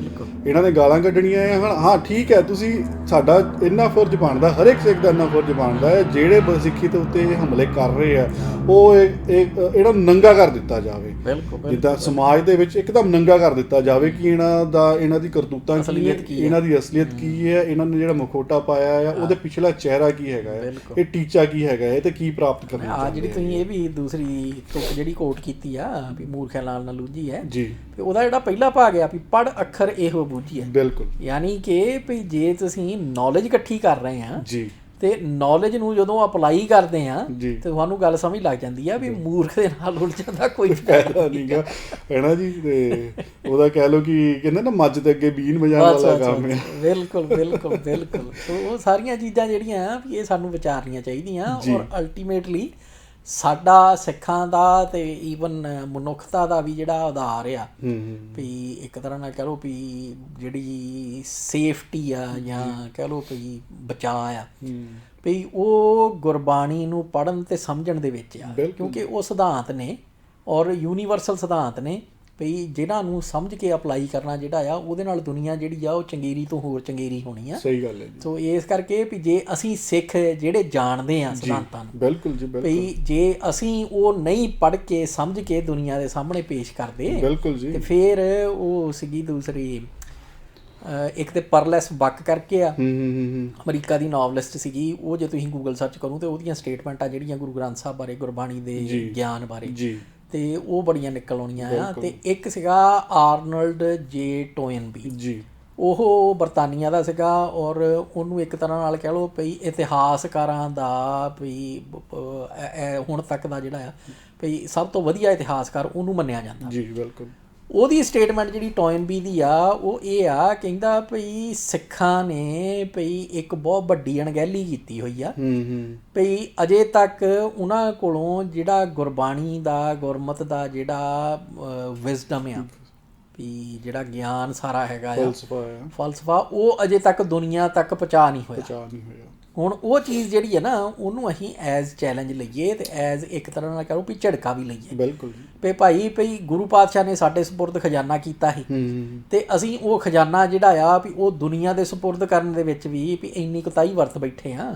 ਦੁਨੀਆ ਦਾ ਭਾਈ ਮੈਂ ਇੱਥੇ ਕਹੂੰ ਦੁਨੀਆ ਦਾ ਦੂਰ ਦੀ ਗੱਲ ਹੈ, ਅਸੀਂ ਆਪਣੇ ਬੱਚਿਆਂ ਦੀ ਗੱਲ ਕਰ ਰਹੇ ਹਾਂ। ਬੱਚਿਆਂ ਦੇ ਸਪੁਰਦ ਕਰਨ ਦੇ ਵਿੱਚ ਵੀ ਅਸੀਂ ਕਿਤੇ ਨਾ ਕਿਤੇ ਅਣਗਹਿਲੀ ਵਰਤ, ਪਰ ਉੱਥੇ ਜ਼ਰੂਰੀ ਇਹ ਆ ਵੀ ਸ਼ੁਰੂ ਫੇਰ ਵੀ ਉਹ ਆਪਣੇ ਤੋਂ ਹੀ ਹੋਣਾ। ਬਿਲਕੁਲ ਸਹੀ ਗੱਲ। ਅਸੀਂ ਆਪ ਉਹਨੂੰ ਸਮਝ ਕੇ ਗੁਰਬਾਣੀ ਨੂੰ ਤੇ ਆਪਣੇ ਜੀਵਨ ਵਿਹਾਰ ਦੇ ਵਿੱਚ ਜਦੋਂ ਲੈ ਕੇ ਆਵਾਂਗੇ, ਬਿਲਕੁਲ ਦੁਨੀਆ ਤੱਕ ਆਪੇ ਪਹੁੰਚੀ ਜਾਣਗੀਆਂ ਜਿਨ੍ਹਾਂ ਨੇ ਸਾਡੇ ਨਾਲ ਵਰਤਣਾ ਆ। ਬਿਲਕੁਲ ਉਹਨਾਂ ਨੂੰ ਆਪੇ ਪਤਾ ਲੱਗੀ ਜਾਣਾ ਵੀ ਇਹ ਬੰਦੇ ਵੱਖਰੀ ਇੱਕ ਕਹਿ ਲਓ ਵੀ ਸੋਚ ਦੇ ਮਾਲਕ ਨੇ। ਸੋਚ ਦੇ ਮਾਲਕ ਨਹੀਂ, ਸਹੀ ਗੱਲ ਆ।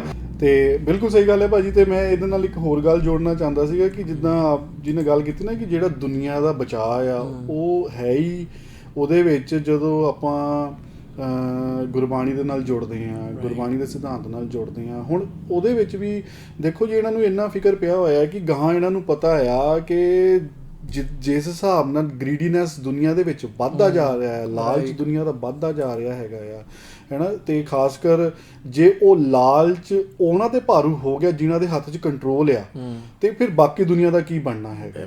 ਤੇ ਹੁਣ ਤੁਸੀਂ ਇਹਨਾਂ ਦੀ ਯੂਨੀਵਰਸਿਟੀਆਂ ਦੇ ਸਰਵੇ ਦੇਖੋ, ਇਹਨਾਂ ਦੀ ਯੂਨੀਵਰਸਿਟੀਆਂ ਦੇ ਵਿੱਚ ਜਿਹੜੇ ਕੁਰੀਕੁਲਮ ਜਿਹੜੇ ਸਿਲੇਬਸ ਐਡ ਕਰ ਰਹੇ ਆ ਉਹਦੇ ਵਿੱਚ ਇਹਨਾਂ ਦਾ ਜ਼ੋਰ ਇਹ ਲੱਗਾ ਹੈ ਕਿ ਜਿੰਨੇ ਤੋਂ ਜਿੰਨਾ ਆਪਾਂ ਜਿਹੜੀ ਨਵੀਂ ਪੀੜ੍ਹੀ, ਨਵੀਂ ਜਨਰੇਸ਼ਨ ਕੋਈ MBA ਕਰ ਰਿਹਾ ਜਾਂ ਡਾਕਟਰੀ ਕਰ ਰਿਹਾ ਜਾਂ ਹੋਰ ਕੋਈ ਜਿਹੜੇ ਵੀ ਹੈ ਨਾ ਜੀ ਸਟੱਡੀ ਕਰ ਰਿਹਾ, ਉਹਦੇ ਵਿੱਚ ਜਿੰਨਾ ਐਥਿਕਸ ਭਰ ਸਕਦੇ ਹਾਂ ਆਪਾਂ, ਉਹ ਐਥਿਕਸ ਭਰਿਆ ਜਾਵੇ। ਕੀ ਗਲਤ ਆ ਕੀ ਠੀਕ ਆ, ਉਹ ਸਾਰਾ ਕੁਝ ਜਿਹੜੀ ਲਾਲਚ ਜਿਹੜਾ ਗ੍ਰੀਡੀਨੈਸ ਹੈ ਉਹ ਆਣੀ ਕਿੱਥੇ ਦਿਮਾਗ ਦੇ ਵਿੱਚ, ਥੋਟਸ ਦੇ ਵਿੱਚ ਆਣੀ ਹੈ। ਪਹਿਲਾਂ ਤਾਂ ਥੋਟਸ ਹੀ ਆਉਣਾ ਨਾ ਕਿ ਮੈਂ ਇਹਨੂੰ ਲੁੱਟ ਲਵਾਂ ਜਾਂ ਮੈਂ ਇਹਦਾ ਇੰਨਾ ਠੱਗੀ ਮਾਰ ਲਵਾਂ, ਹੈ ਨਾ, ਮੈਂ ਇਹਨੂੰ $7 ਘੰਟੇ ਦੇ ਦੇਵਾਂ। ਉਹ ਥੋਟਸ ਆਉਣਾ ਪਹਿਲਾਂ। ਤੇ ਉਹ ਥੋਟਸ ਨੂੰ ਕਿੱਦਾਂ ਕੰਟਰੋਲ ਕਰਨਾ ਆ, ਉਹ ਗੁਰਬਾਣੀ ਸਿਖਾਉਂਦੀ ਆ, ਉਹ ਐਥਿਕਸ ਸਿਖਾਉਂਦਾ ਸਾਨੂੰ ਕਿਹੜਾ ਜਿਹੜਾ ਜਿਹਨੇ ਉਹ ਚੀਜ਼ਾਂ ਨੂੰ ਕੰਟਰੋਲ ਕਰਨਾ ਹੈਗਾ ਆ। ਤਦੀ ਤਾਂ ਹੁਣ ਜਿਹੜੇ ਡਾਕਟਰ ਆ ਜਾਂ ਜਿਨ੍ਹਾਂ ਨੇ MBA ਕੀਤੀ ਹੈ ਜਾਂ ਜਿਹੜੇ ਬਿਜ਼ਨਸਮੈਨ ਹੈਗੇ ਆ, ਉਹ ਹੁਣ ਤਦੀ ਜਿਹੜੇ ਡਾਕਟਰ ਕਿਡਨੀਆਂ ਵੇਚ ਕੇ 2 ਨੰਬਰ ਦਾ ਕੰਮ ਕਰਦੇ ਆ ਜਾਂ ਬੋਡੀ ਪਾਰਟਸ ਵੇਚ ਕੇ 2 ਨੰਬਰ ਦਾ ਕੰਮ ਕਰਦੇ ਆ, ਜਿਹੜੇ ਬਿਜ਼ਨਸਮੈਨ ਆ ਉਹ ਇੱਥੇ ਲੋਕਾਂ ਦੇ ਹੱਕ ਖਾ ਕੇ ਆਪਣੀਆਂ ਜੇਬਾਂ ਭਰਦੇ ਆ। ਉਹ ਥੋਟਸ ਨੂੰ ਕਿੱਦਾਂ ਕੰਟਰੋਲ ਕਰਨਾ ਆ, ਉਹ ਧਰਮ ਨੇ ਦੱਸਣਾ ਆ। ਉਹ ਧਰਮ ਨੇ ਦੱਸਣਾ ਆ ਕਿ ਤੁਸੀਂ ਆਪਣੇ ਆਪ ਨੂੰ ਵੀ ਕਿੱਦਾਂ ਚੰਗਾ ਕਰਨਾ ਹੈ ਤੇ ਆਪਣੇ ਆਲੇ ਦੁਆਲੇ ਨੂੰ ਵੀ ਕਿੱਦਾਂ ਨਾਲ ਚੰਗਾ ਕਰਨਾ ਹੈਗਾ। ਇਹ ਨਹੀਂ ਕਿ ਤੁਸੀਂ ਆਪਣਾ ਢਿੱਡ ਭਰੀ ਚੱਲੋ, ਅਗਲੇ ਦੇ ਮੂੰਹ ਚੋਂ ਖੋ ਕੇ ਤੁਸੀਂ ਆਪਣੇ ਢਿੱਡ ਭਰੀ ਚੱਲੋ। ਤੇ ਉਹ ਥੋਟਸ ਨੂੰ ਉਹ ਸਾਨੂੰ ਧਰਮ ਦੇ ਵਿੱਚੋਂ ਸਿੱਖਣ ਨੂੰ ਮਿਲਦਾ। ਤੇ ਜਿਹੜੇ ਸਿੱਖ ਸਿਧਾਂਤ ਆ ਭਾਈ, ਉਹ ਤਾਂ ਬਹੁਤ ਕੁਛ, ਉਹ ਜਿੱਦਾਂ ਪਹਿਲਾਂ ਵੀ ਆਪਾਂ ਗੱਲ ਕੀਤੀ ਕਿ ਇੱਕ ਯੂਨੀਵਰਸਲ ਟਰੁੱਥ ਗੁਰੂ ਸਾਹਿਬ ਨੇ ਸਾਨੂੰ ਦੇ ਦਿੱਤਾ ਆ, ਹੈ ਨਾ ਜੀ। ਤੇ ਉਹ ਜਦੋਂ ਅਸੀਂ ਅਡੋਪਟ ਕਰਨ ਲੱਗ ਗਏ ਤੇ ਆਪਣੇ ਜੀਵਨ ਦੇ ਵਿੱਚ, ਤੇ ਸਾਡਾ ਜੀਵਨ ਇੰਨਾ ਵਧੀਆ ਹੋ ਜਾਣਾ ਆ ਕਿ ਸਾਨੂੰ ਜਿਹੜੇ ਕਿ ਕਹਿੰਦੇ ਨਾ, ਫਿਰ ਸਾਨੂੰ ਜਿਹੜਾ ਇੱਕ ਪ੍ਰੈਸ਼ਰ ਆ ਅੱਜ ਦੇ ਸਮੇਂ ਦੇ ਵਿੱਚ ਕਿ ਭਾਈ ਮੈਂ ਉਹ ਵੀ ਲੈ ਲਾਂ, ਮੈਂ ਵੱਡੀ ਗੱਡੀ ਲੈ ਲਾਂ, ਮੇਰੇ ਕੋਲ ਵੱਡਾ ਘਰ ਹੋਵੇ, ਮੇਰੇ ਬੈਂਕ ਬੈਲੈਂਸ ਐਡਾ ਵੱਡਾ ਹੋਵੇ, ਉਹ ਸਾਰਾ ਹੀ ਤੁਹਾਡਾ ਕੰਟਰੋਲ 'ਚ ਆ ਜਾਣਾ ਹੈਗਾ ਆ। ਕਿਉਂਕਿ ਉਹਨਾਂ ਪਿੱਛੇ ਹੀ ਭੱਜਦੇ ਤੁਸੀਂ, ਠੱਗੀਆਂ ਮਾਰਦੇ ਆ, ਹੋਰ ਪਾਸੇ ਨੂੰ ਜਾਂਦੇ ਆ, ਜਾਂ ਬਾਕੀ ਜਿਹੜੇ ਵੀ ਵਿਕਾਰਾਂ ਦੀ ਗੱਲ ਆ, ਕ੍ਰੋਧ ਕਾਮ ਦੀ ਵਿਕਾਰ ਦੀ ਗੱਲ ਹੈ, ਜਾਂ ਵਿਕਾਰ ਹੋਰ ਜਿਹੜੇ ਵਿਕਾਰ ਹੈਗੇ ਆ, ਕਾਮ ਕ੍ਰੋਧ ਲੋਭ ਮੋਹ, ਤੇ ਉਹਨਾਂ ਨੂੰ ਕੰਟਰੋਲ 'ਚ ਕਰਨ ਵਾਸਤੇ ਸਾਨੂੰ ਧਰਮ ਦੀ ਬਹੁਤ ਲੋੜ ਆ। ਤੇ ਉਹ ਸਿੱਖ ਧਰਮ ਦੇ ਵਿੱਚ, ਸਿੱਖ ਸਿਧਾਂਤਾਂ ਰਾਹੀਂ ਉਹ ਆਪਣੇ ਥੋਟਸ ਨੂੰ ਕੰਟਰੋਲ ਦੇ ਵਿੱਚ ਕਰ ਸਕਦੇ ਹੈਗੇ ਆ। ਇਸ ਕਰਕੇ ਸਾਨੂੰ ਜਿਹੜੇ ਟੀਨੇਜਰਸ ਨੇ ਅੱਜ ਦੇ ਸਮੇਂ ਦੇ ਵਿੱਚ, ਇਹ ਜਿਹੜੇ ਖੱਪ ਗਰੇਡਾਂ ਜਾਂ ਹੋਰ ਕਾਮਰੇਡ ਬਿਰਤੀ ਹੈਗੀ ਆ, ਜਾਂ ਹੋਰ ਜਿਹੜਾ ਲਾਣਾ ਆ, ਜਿਹੜਾ ਸਾਡੇ ਖਾਸ ਕਰ ਸਿੱਖ ਟੀਨੇਜਰਸ ਨੂੰ ਸਿੱਖੀ ਤੋਂ ਦੂਰ ਲੈ ਕੇ ਜਾ ਰਿਹਾ ਆ। ਲੇਕਿਨ ਉਹਨਾਂ ਨੂੰ ਇਹ ਨਹੀਂ ਪਤਾ ਕਿ ਸਿੱਖੀ ਦੇ ਵਿੱਚ ਕਿੱਡਾ ਵੱਡਾ ਖਜ਼ਾਨਾ ਪਿਆ ਹੈਗਾ। ਜਿਹੜੇ ਟੀਨੇਜਰਸ ਵੀ ਜਿਹੜੇ ਫਰਸਟ੍ਰੇਟਡ ਹੋਏ ਪਏ ਨੇ ਭਾਜੀ, ਕਿ ਹੈ ਨਾ ਜੀ, ਤੇ ਉਹ ਇੱਕ ਫਰਸਟ੍ਰੇਸ਼ਨ ਦੇ ਵਿੱਚ ਇੱਕ ਰਾਹ ਲੱਭਦੇ ਆ, ਤੇ ਇਹ ਉਹਨਾਂ ਨੂੰ ਗਲਤ ਰਾਹ ਤੇ ਲੈ ਕੇ ਜਾ ਰਹੇ ਹੈਗੇ ਆ। ਬਿਲਕੁਲ, ਹਰੇਕ ਪੁਆਇੰਟ ਦੇ ਉੱਤੇ ਨਾ ਵੀ ਜਿੱਥੇ ਕਿਤੇ ਕਿਸੇ ਦੀ ਕੋਈ ਮਜਬੂਰੀ ਹੋਵੇ ਜਾਂ ਕਿਸੇ ਨੂੰ ਕੋਈ ਮਸਲਾ ਦਰਪੇਸ਼ ਹੋਵੇ ਜੀ, ਤੇ ਜਿਹੜੇ ਠੱਗ ਬੰਦੇ ਆ ਉਹਦੇ ਮੌਕੇ ਦੀ ਤਲਾਸ਼ ਹੁੰਦੇ ਆ, ਬਿਲਕੁਲ, ਉਹਦਾ ਫਾਇਦਾ ਲੈਣੇ ਲਈ, ਬਿਲਕੁਲ, ਤੇ ਉਹਨੂੰ ਪੁੱਠੇ ਰਾਹ ਪਾਉਣੇ ਲਈ। ਜਿੱਦਾਂ ਈਵਨ ਡੇਰੇਦਾਰ ਵੀ ਜਿਹੜੇ ਆ, ਉਹਨਾਂ ਦੇ ਚੰਗਲ ਦੇ ਵਿੱਚ ਕੌਣ ਫਸਦਾ, ਬਿਲਕੁਲ, ਵੀ ਜਿਹਨੂੰ ਕੁਛ ਲੋੜੀਂਦਾ ਲੋਚਦਾ ਆ, ਕੁਛ ਵੀ ਜਿੱਦਾਂ ਵੀ ਕਿਸੇ ਨੂੰ ਨਿਆਣਾ ਚਾਹੀਦਾ ਆ, ਬਿਲਕੁਲ, ਉਹਨੂੰ ਕੋਈ ਫਰਕ ਨਹੀਂ ਪੈਂਦਾ ਵੀ ਇਹ ਮੁੰਡਾ ਹੋਵੇ ਕੁੜੀ ਹੋਵੇ, ਬਿਲਕੁਲ, ਪਰ ਜਿਹਨੂੰ ਮੁੰਡਾ ਚਾਹੀਦਾ ਆ, ਵੀ ਕੁੜੀ ਕੋਈ ਹੈਗੀ ਆ, ਮੁੰਡਾ ਚਾਹੀਦਾ ਆ, ਉਹਦੀ ਲੋੜ ਵੱਖਰੀ ਆ। ਸੋ ਉਹ ਸਾਰਾ ਕੁਝ ਜਿਹੜਾ ਆ ਨਾ, ਵੀ ਉਹ ਅਗਲਾ ਜਿਹੜਾ ਆ ਵੀ ਉਹ ਆਪਣੀਆਂ ਲੋੜਾਂ ਦੇ ਅਧੀਨ ਜਾ ਕੇ ਤੇ ਠੱਗਾਂ ਦੇ ਜੰਗਲ ਦੇ ਵਿੱਚ, ਜਾਲ ਦੇ ਵਿੱਚ ਫਸ ਜਾਂਦਾ ਆ। ਤੇ ਉਹ ਚੀਜ਼ਾਂ ਜਿਹੜੀਆਂ ਉਹ ਤੋਂ ਬਚਾਅ ਦਾ ਜਿਹੜੀ ਮੱਤ ਆ ਬਚਾਉਣੇ ਵਾਲੀ, ਉਹ ਗੁਰੂ ਪਾਤਸ਼ਾਹ ਨੇ ਗੁਰਬਾਣੀ ਦੇ ਰਾਹੀਂ ਸਾਨੂੰ ਦਿੱਤੀ, ਸਾਡੀ ਘੜੀ। ਸਹੀ ਗੱਲ ਹੈ। ਤੇ ਜਦੋਂ ਅਸੀਂ ਗੁਰਬਾਣੀ ਤੋਂ ਦੂਰ ਹੋਵਾਂਗੇ ਤੇ ਅਸੀਂ ਇਹਨਾਂ ਠੱਗਾਂ ਤੇ ਜਿਹੜੇ ਦੂਸਰੇ ਫਰਾਡੀਏ ਨੇ, ਬਿਲਕੁਲ, ਵੀ ਇਹਨਾਂ ਦੇ ਚੰਗਲ ਦੇ ਵਿੱਚ ਫਸਣਾ ਉਹ ਤੋਂ ਬਾਅਦ ਫਿਰ ਅਸੀਂ ਕਿਸੇ ਹੋਰ ਨੂੰ ਨਹੀਂ ਬਲੇਮ ਕਰ ਸਕਦੇ। ਸਹੀ ਗੱਲ ਹੈ। ਵੀ ਉਹ ਆਪਣਾ ਜਿਹੜਾ ਆ ਵੀ ਆਪਣੇ ਆਪ ਦੇ ਉੱਤੇ ਹੀ ਉਹ ਬਲੇਮ ਜਿਹੜਾ ਆਉਣਾ ਆ ਵੀ ਭਾਈ ਸਾਡੀ ਮੱਤ ਦੇ ਉੱਤੇ ਪਰਦਾ ਪਿਆ ਸੀ, ਬਿਲਕੁਲ ਤਾਂ ਕਰਕੇ ਅਸੀਂ ਇਹਨਾਂ ਫਰਾਡੀਆਂ ਦੇ ਚੰਗਲ ਦੇ ਵਿੱਚ ਫਸੇ ਆ। ਬਿਲਕੁਲ ਤੇ ਵਾਹਿਗੁਰੂ ਦਾ ਸ਼ੁਕਰ ਕਰੀਏ, ਜਦੋਂ ਵਾਹਿਗੁਰੂ ਨੇ ਅੱਖ ਖੋਲੀ ਜੀ, ਤੇ ਅਸੀਂ ਇਹਨਾਂ ਠੱਗਾਂ ਨੂੰ ਪਛਾਣ ਸਕੇ ਬਿਲਕੁਲ ਤੇ ਇਹਨਾਂ ਤੋਂ ਦੂਰੀ ਬਣਾ ਕੇ ਤੇ ਗੁਰੂ ਦੇ ਨਾਲ ਨੇੜਤਾ ਜਿਹੜੀ ਆ ਉਹ ਬਣਾਉਣ 'ਚ ਕਾਮਯਾਬ ਹੋਏ। ਬਿਲਕੁਲ ਸਹੀ ਗੱਲ ਆ। ਬਹੁਤ ਵਧੀਆ ਜੀ। ਹਾਂਜੀ ਭਾਜੀ, ਤੇ ਫਿਰ ਅੱਜ ਦੇ ਪ੍ਰੋਗਰਾਮ ਨੂੰ ਅਸੀਂ ਇੱਥੇ ਹੀ ਸਮਾਪਤ ਕਰਦੇ ਹਾਂ। ਬਾਕੀ ਫਿਰ ਅਸੀਂ ਇਸ ਆਰਟੀਕਲ ਨੂੰ ਅਗਲੇ ਪ੍ਰੋਗਰਾਮ ਦੇ ਵਿੱਚ ਪੜ੍ਹਦੇ ਰਹਾਂਗੇ। ਹਾਂਜੀ। ਤੇ ਬਾਰ-ਬਾਰ ਅਸੀਂ ਇੱਥੋਂ ਇਹੀ ਬੇਨਤੀ ਕਰਦੇ ਹਾਂ ਆਪਣੇ ਸਰੋਤਿਆਂ ਨੂੰ ਤੇ ਸਾਰਿਆਂ ਨੂੰ ਕਿ ਤੁਸੀਂ ਜਿੰਨੇ ਜ਼ਿਆਦਾ ਗੁਰਬਾਣੀ ਦੇ ਨਾਲ ਜੁੜੋ, ਗੁਰਬਾਣੀ ਪੜ੍ਹੋ, ਵਿਚਾਰੋ, ਤਾਂ ਕਿ ਤੁਹਾਡੀ ਇੱਕ ਸੁਰਤ ਘੜੀ ਜਾਵੇ ਜਿਹਦੇ ਨਾਲ ਤੁਸੀਂ ਇਹਨਾਂ ਠੱਗਾਂ ਨੂੰ ਪਛਾਣ ਸਕੋ। ਤੇ ਇਸੇ ਹੀ ਨੋਟ ਤੇ ਅਸੀਂ ਅੱਜ ਦੇ ਪ੍ਰੋਗਰਾਮ ਦੀ ਸਮਾਪਤੀ ਕਰਦੇ ਹਾਂ। ਸਾਡੇ ਦੋਹਾਂ ਵੱਲੋਂ ਵਾਹਿਗੁਰੂ ਜੀ ਕਾ ਖਾਲਸਾ, ਵਾਹਿਗੁਰੂ ਜੀ ਕੀ ਫਤਿਹ।